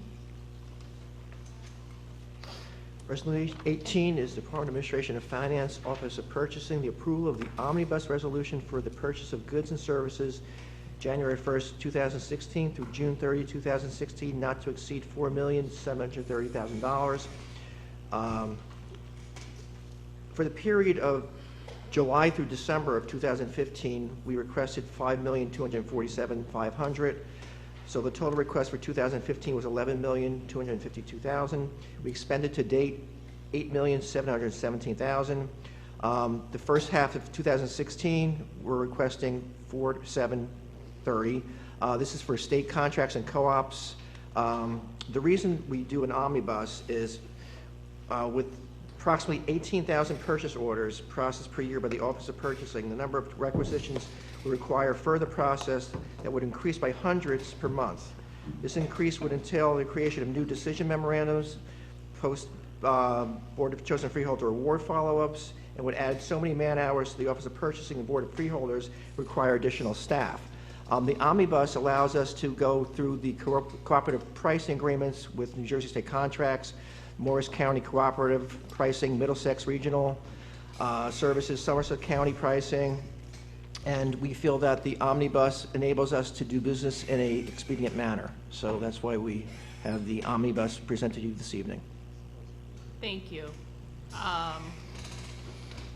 Mr. McInerney? I have no other comments. Mr. Polavecchio? No questions.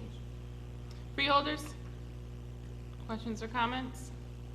Freeholder Toro? I just want to thank Mr. McInerney because earlier he spent some time with me explaining in more detail about the omnibus, so thank you for your time. Thank you. Okay, hearing no questions, do I have a mover to take 14, 15, 16? Which one, 16?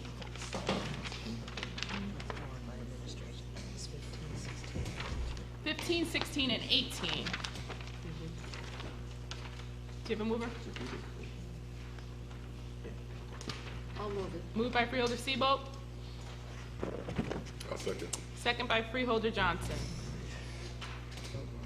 Freeholder Toro? Yes. Freeholder Sebo? Yes. Freeholder Richardson? Yes. Freeholder Luciano? Yes. Freeholder Jones? Yes. Freeholder Johnson? Yes. Freeholder Vice President Gill? Yes. Freeholder Bobadilla? Yes. Freeholder President Timberlake? Yes. So moved. Thank you.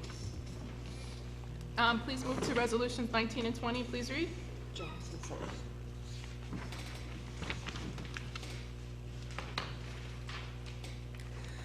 Resolution 19, Board of Chosen Freeholders Contract Award to Golden Star Video to provide video recording of Board of Chosen Freeholders meeting for 2016, amount not to exceed $55,000. Resolution 20, Board of Chosen Freeholders Contract Award to Audio Digital Transcription Services to provide recording and transcription services for the Board of Chosen Freeholders meeting for 2016, amount not to exceed $50,000. Thank you. Can you please also read 41 for me? Resolution 41, the Office of the County Executive Board of Chosen Freeholders, the Office of County Executive Board of Chosen Freeholders, professional services agreement to provide photography services for 2016, Glenn Friesen, amount not to exceed $50,000. Thank you. Madam Clerk, this is coming out of the Freeholders Office. Can you please explain 19 and 20? Resolution 19 is a new contract with Golden Star Video, and it is operated by Jerry Chantal for the last 10 years or so. Golden Star records most of our meetings, legislative meetings, and provides the legislative body with copies both in DVD and VHS formats. They're also responsible for making sure that the freeholders meetings are aired on local public access channels throughout Essex County. And Golden Star Video was the lowest respondent of the 4 RFPs issued in October and received. Resolution 20 is a new contract with Audio Digital Transcription Services, which currently has a $50,000 contract to provide the Freeholder Board with verbatim transcripts of all legislative meetings, as well as hoping to alleviate the multi-year backlog of tapes that was inherited when I became clerk of the board, and it's run by Deborah Dillon, who also tapes and transcribes budget hearings, committee meetings, and other meetings for the board. And to date, she has transcribed over 12 years of backlog tapes from the early 80s to early 90s, and the current year transcriptions are up to date, and audio digital transcription was the sole respondent in a RFP issued in October. And 41. Mr. Abramowitz, can you please explain 41? Yes, Madam President. 41 is a combined County Executive and Board of Chosen Freeholders professional services agreement to provide photography services, Glenn Friesen, not to exceed $50,000. This is a publicly fair and open RFP, professional services contract. The same vendor as it cost us last year. It's divided $45,000 for the county executive and $5,000 for the Board of Chosen Freeholders. I think Glenn is all well known to us, and the work that he does speaks for itself. Thank you. Freeholders, any questions or comments? Freeholder Seabold? I'd like to speak about all three. We are really lucky that we have all three working with this Freeholder Board.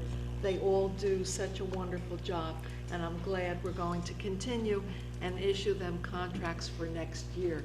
it is with great pleasure that I will vote to do this. And Freeholder Luciano. Thank you, Madam President.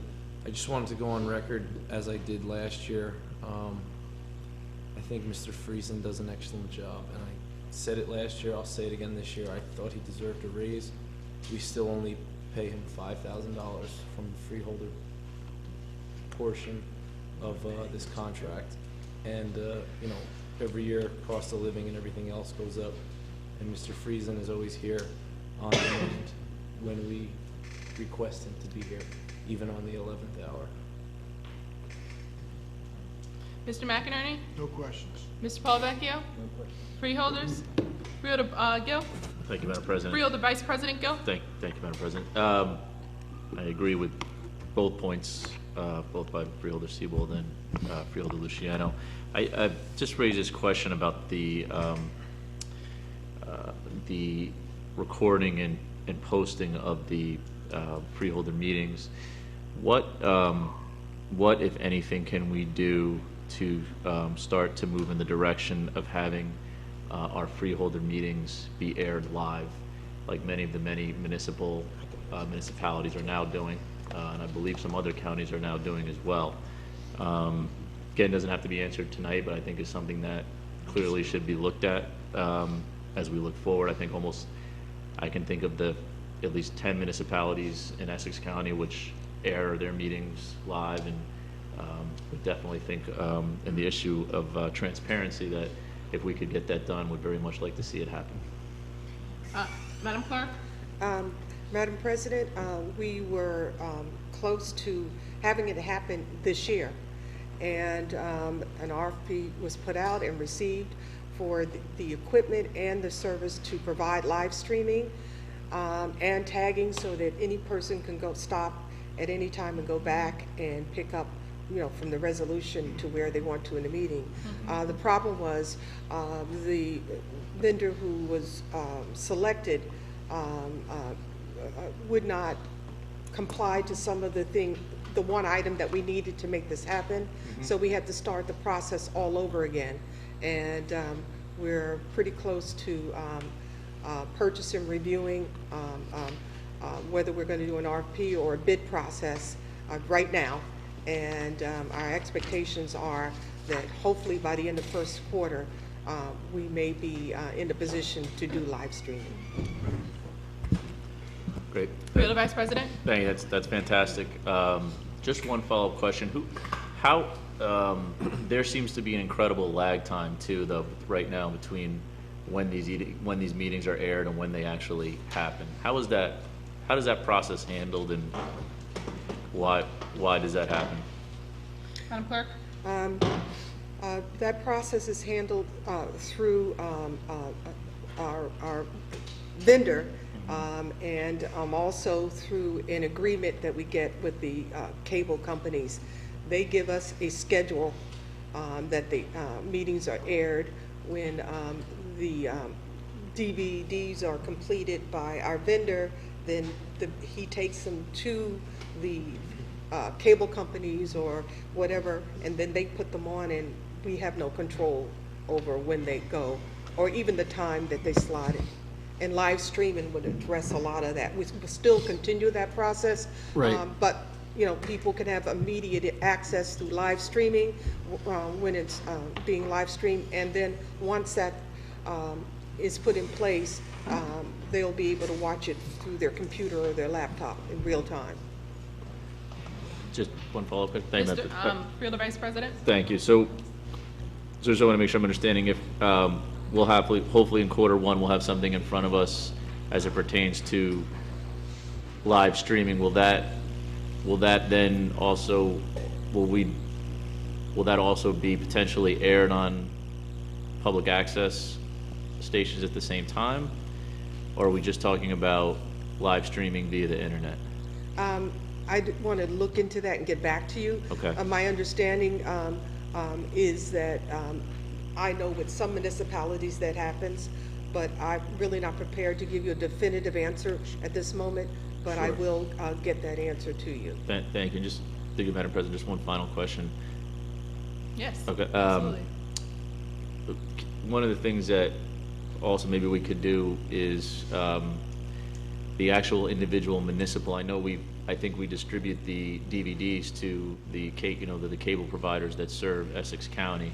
I'm not sure though if we provide them to the individual municipal public access stations, which would probably be willing to also, they're always looking for content, and I think would also be willing to air our meetings. So if there's a way to work with our vendor to follow up on that and see the mechanics of that, if that's possible, I would very much like to see that happen. Through you, Madam President. I'll look into that. Okay, thank you. Freeholders? Freeholder Through Richardson? you, Madam President, my question is, how would it, if it would, affect Golden Star, who are taping our meetings now? Would they be affected at all? No. So this would be an additional contract in addition to Golden Star?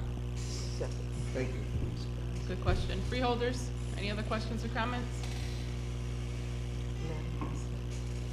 They go up on our website. Okay. The taping of the programs go up on our website, I think within 3 to 5 days of the taping. So they are accessible in a shorter period of time than just waiting for when they are put on our cable channels that we have agreements with. Thank you. Any other questions or comments? Mr. McInerney? Mr. Polavecchio? Do I have a mover and a second to take 19, I'll move 20, and 4-1? I'll move it. Moved by Freeholder Seabolt. I'll second. Second by Freeholder Johnson. Roll call, Madam Clerk. Freeholder Toro. Yes. Freeholder Sebo. Yes. Freeholder Richardson. Yes. Freeholder Luciano. Yes. Freeholder Jones. Yes. Freeholder Johnson. Yes. Freeholder Vice President Gill. Yes. Freeholder Bobadilla. Yes. Freeholder President Timberlake. Yes. So moved. Thank you. Please move to resolution number 40.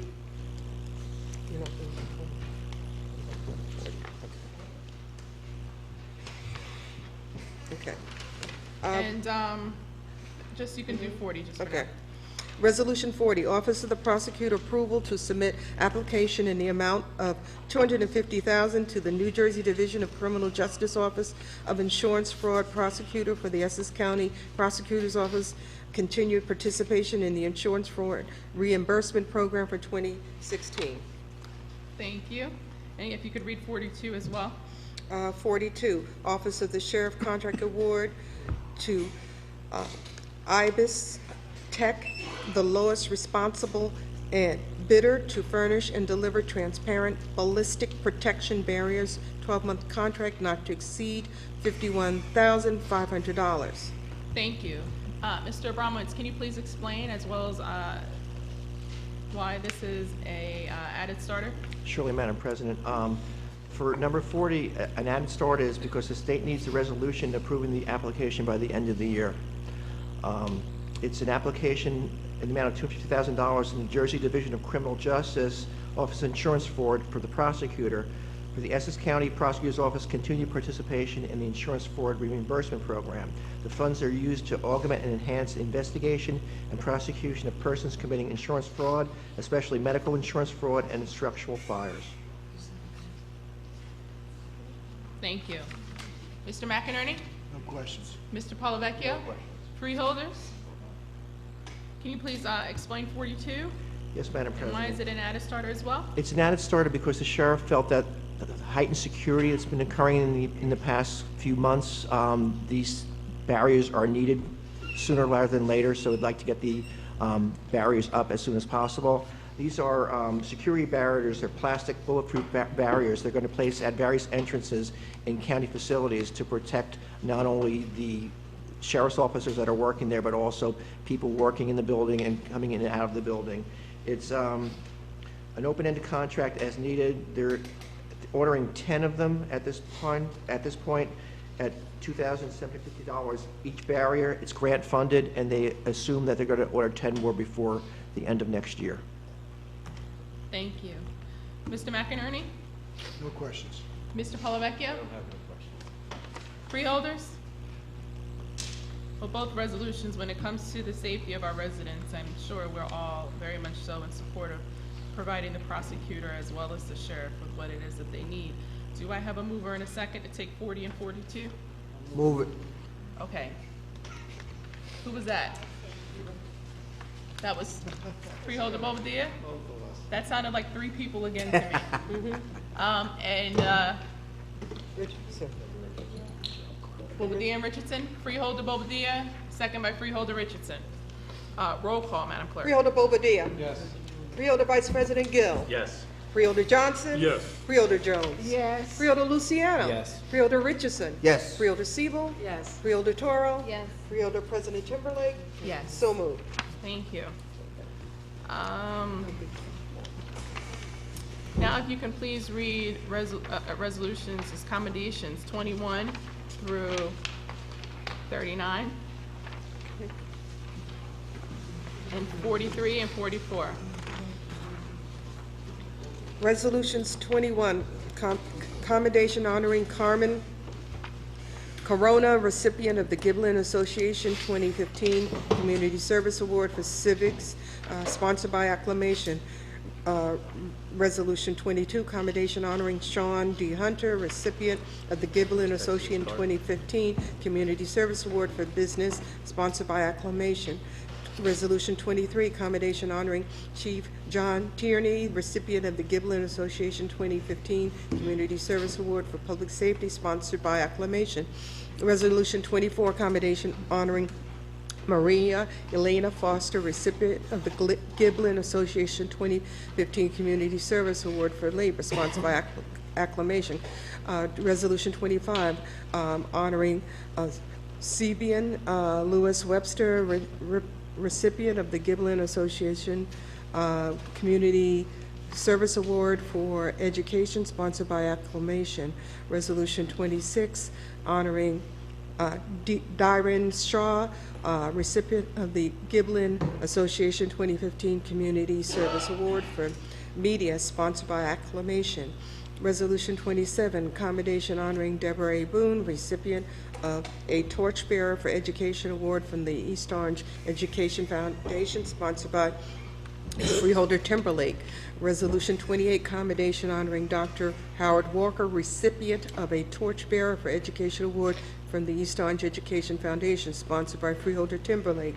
Resolution 29, commendation honoring Assemblyman Thomas P. Giblin, recipient of a Torchbearer for Education Award from the East Orange Education Foundation, sponsored by Freeholder Timberlake. Resolution 30, commendation honoring Honorable Carol C. Clark, recipient of a Torchbearer for Education Award from the East Orange Education Foundation, sponsored by Freeholder Timberlake. Resolution 31, commendation honoring Lieutenant Isaac Eason and Officer Aida Vasquez, recipient of a Valor Award from the Orange Chamber of Commerce, sponsored. Read the names because it's all the same award. Okay, I'm sorry.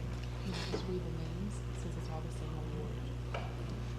award. Okay, honoring Lieutenant Orlando Soto, honoring firefighter Leonard Stewart, honoring Officer Craig Barnett and Officer Yolanda Holmes, and honoring Officer Pablo Cahija, honoring firefighter James Joseph Antoni, honoring Matthew Cohut, honoring And that's all for the Valor Awards. and that completes the honorees for the Valor Awards from the Orange Chamber of Commerce. Resolution 38, honoring Pastor Sylvester Morgan, PhD, on his 75th birthday, sponsored by Freeholder Timberlake.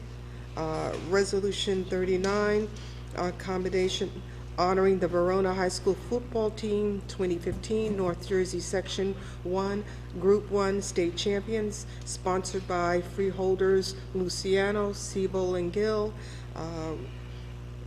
Resolution 43, commendation honoring Mark Riggio for being named the 2015 Super Essex County Conference Player of the Year by NewJersey.com, sponsored by Freeholder, Luciano, GILL, Siebel, and GILL. Resolution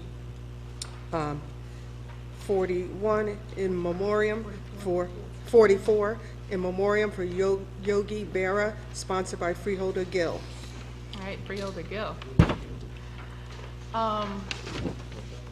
Any questions or comments? Freeholder Richardson? Through you, Madam President, has the memorial to Yogi Bear already been given, or if Vice President Gill is allowed sorry. to be added to that? Vice President Gill? No, absolutely. Thank you, Madam President. No, absolutely. And I think we've attempted to, they've obviously had a tremendous amount of requests, but the Freeholder office is diligently trying to schedule some time with the family for him to come here, so we can present that at a meeting. So We could just go to a Yankee game too, you know. or or go to a game, one or the other. But Present it. I just think we wanted to introduce it before the year ended. Absolutely. Freeholder Siebold? Could it be done by acclamation? acclamation? Sounds fine by me. Yes. So in memoriam, Yogi Berra will be done by acclamation. Thank you. Thank you, Freeholder Vice President Gill. Freeholder Richardson? Yeah, one other point. This was pretty special. You know, he grew up watching baseball, but he actually purchased one of my mother-in-law's paintings, her original oil paintings, several years ago. So Very nice. Yeah, so definitely want to be a part. And what's your mother-in-law's name? Gladys Barker Grower. Who was honored by her son. Freeholders, any other questions or comments? Okay, I'd like to move it. Do I have a second? Second. Second by Freeholder Toro. Roll call, Madam Clerk.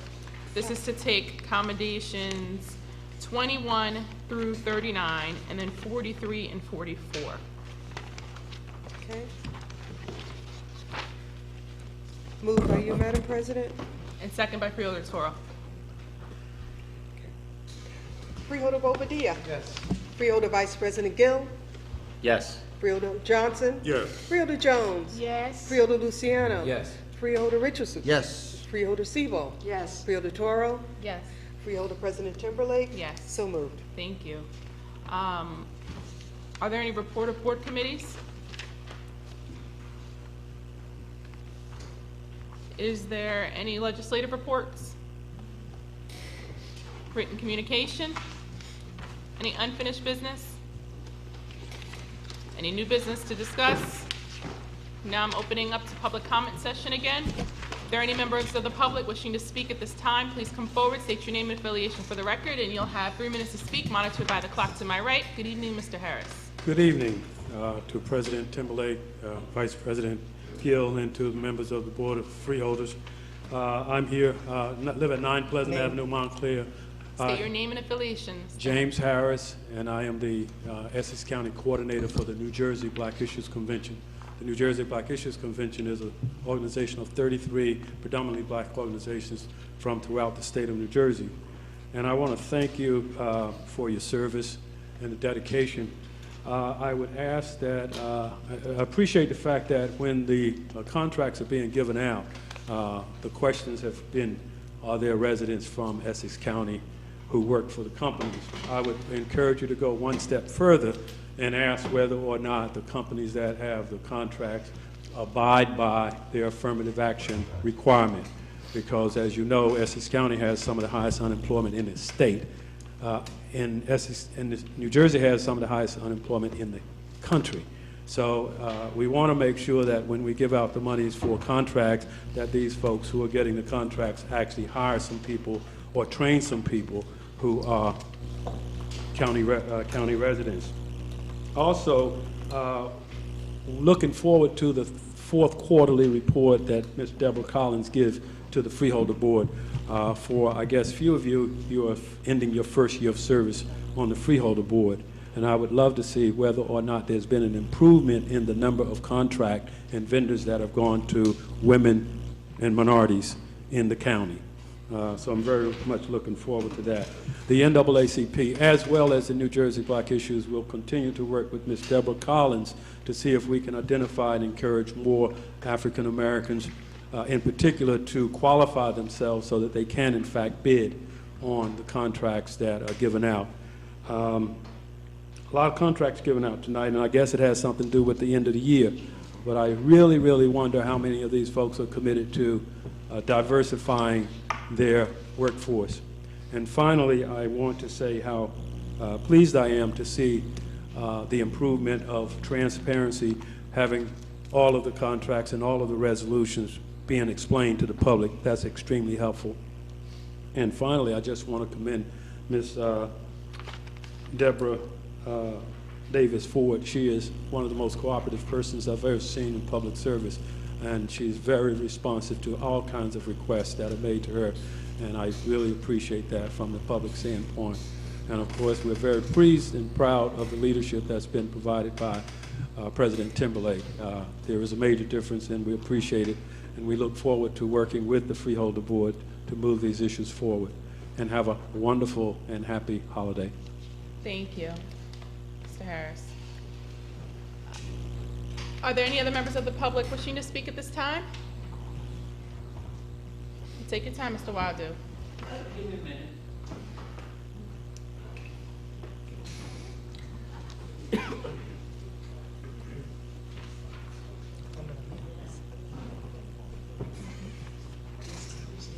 Ed Wadu, citizen.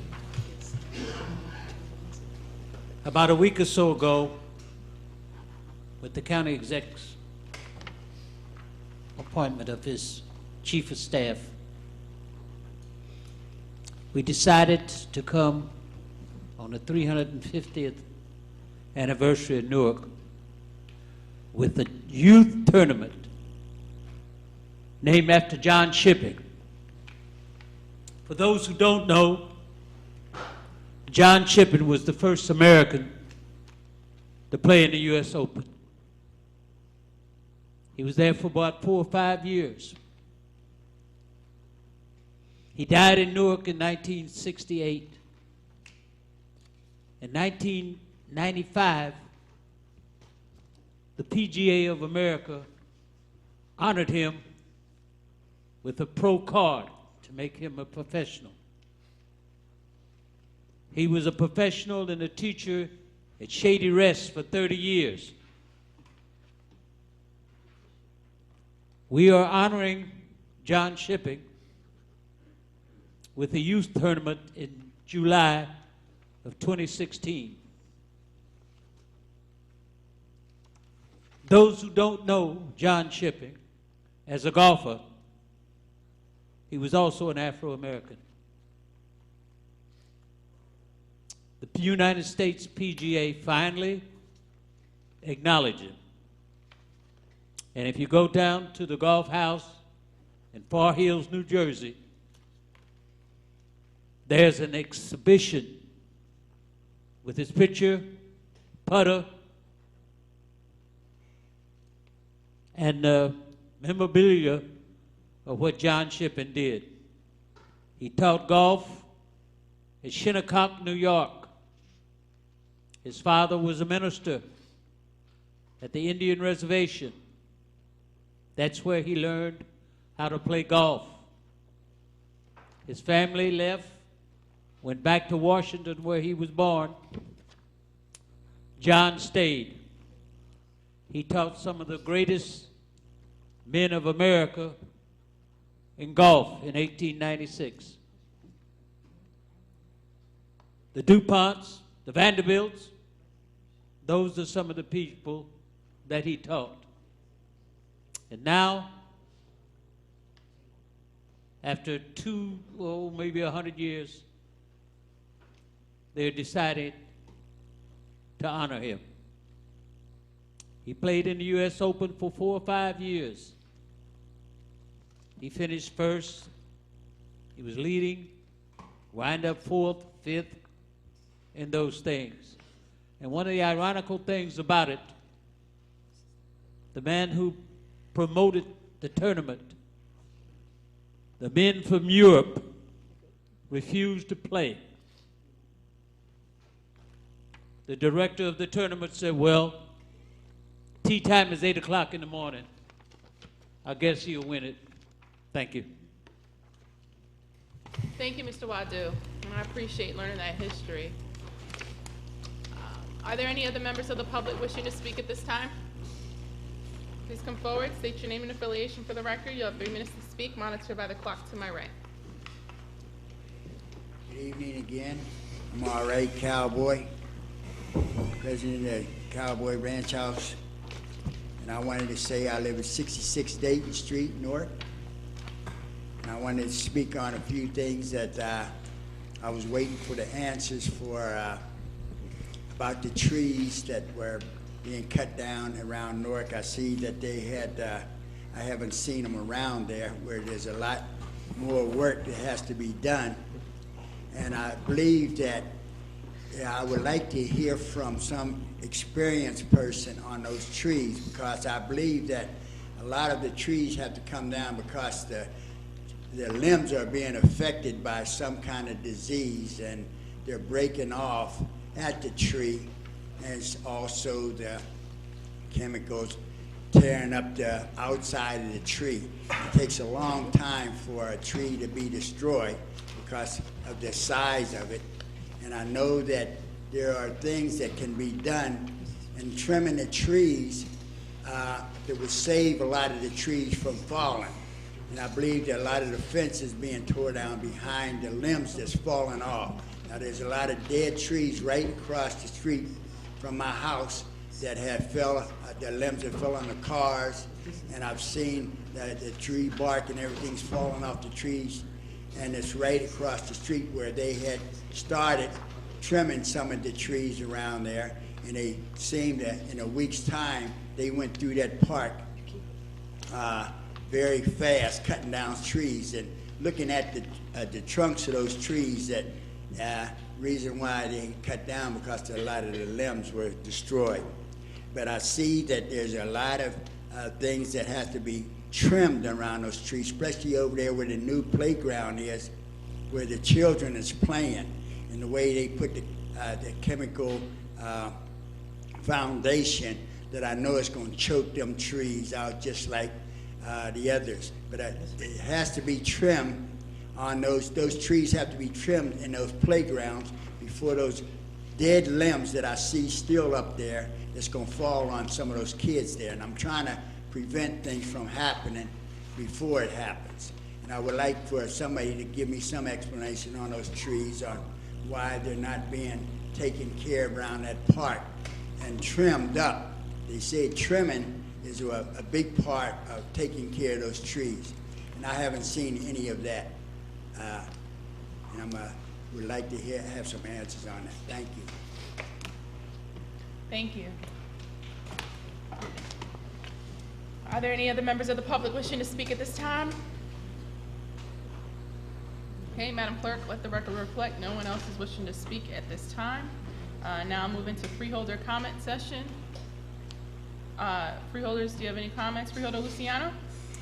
Thank you, Madam President. I just wanted to put on the record, there was an article published on December 13th by the Providence Journal from Providence, Rhode Island, and they ranked the 20 most Italian cities or towns in the United States based on a percent of the population who reported Italian-American ancestry. And in the United States, Fairfield, New Jersey, which is in my district and in Essex County, was #1 with 50.3% of the residents reporting Italian-American heritage, along with Cedar Grove, which was #9 at 40.8% of folks reporting that they were of Italian-American heritage. I just thought that was a very interesting article and a very interesting fact, being so many Italian immigrants came here and lived in Newark and many of the other communities here in Essex County, that we still have such a large number of Italian Americans. So I wanted to put that on record through you and let you know that we also have our County Executive's Chief of Staff, Phil Elijah, who lives in Fairfield, and I think now we all know why, being he bleeds, he's Italian. Thank you. Say that last part again. I was. No. All right. Freeholders, any other comments? Well, I just wanted to say this is our last meeting of the year, and I just want to say that, you know, you all are an amazing group of legislators, and it truly is a privilege and an honor to be your president and to have served with you all year. So thank you for everything you're doing throughout Essex County, and may the teamwork go forward. All right? Motion to adjourn? So moved.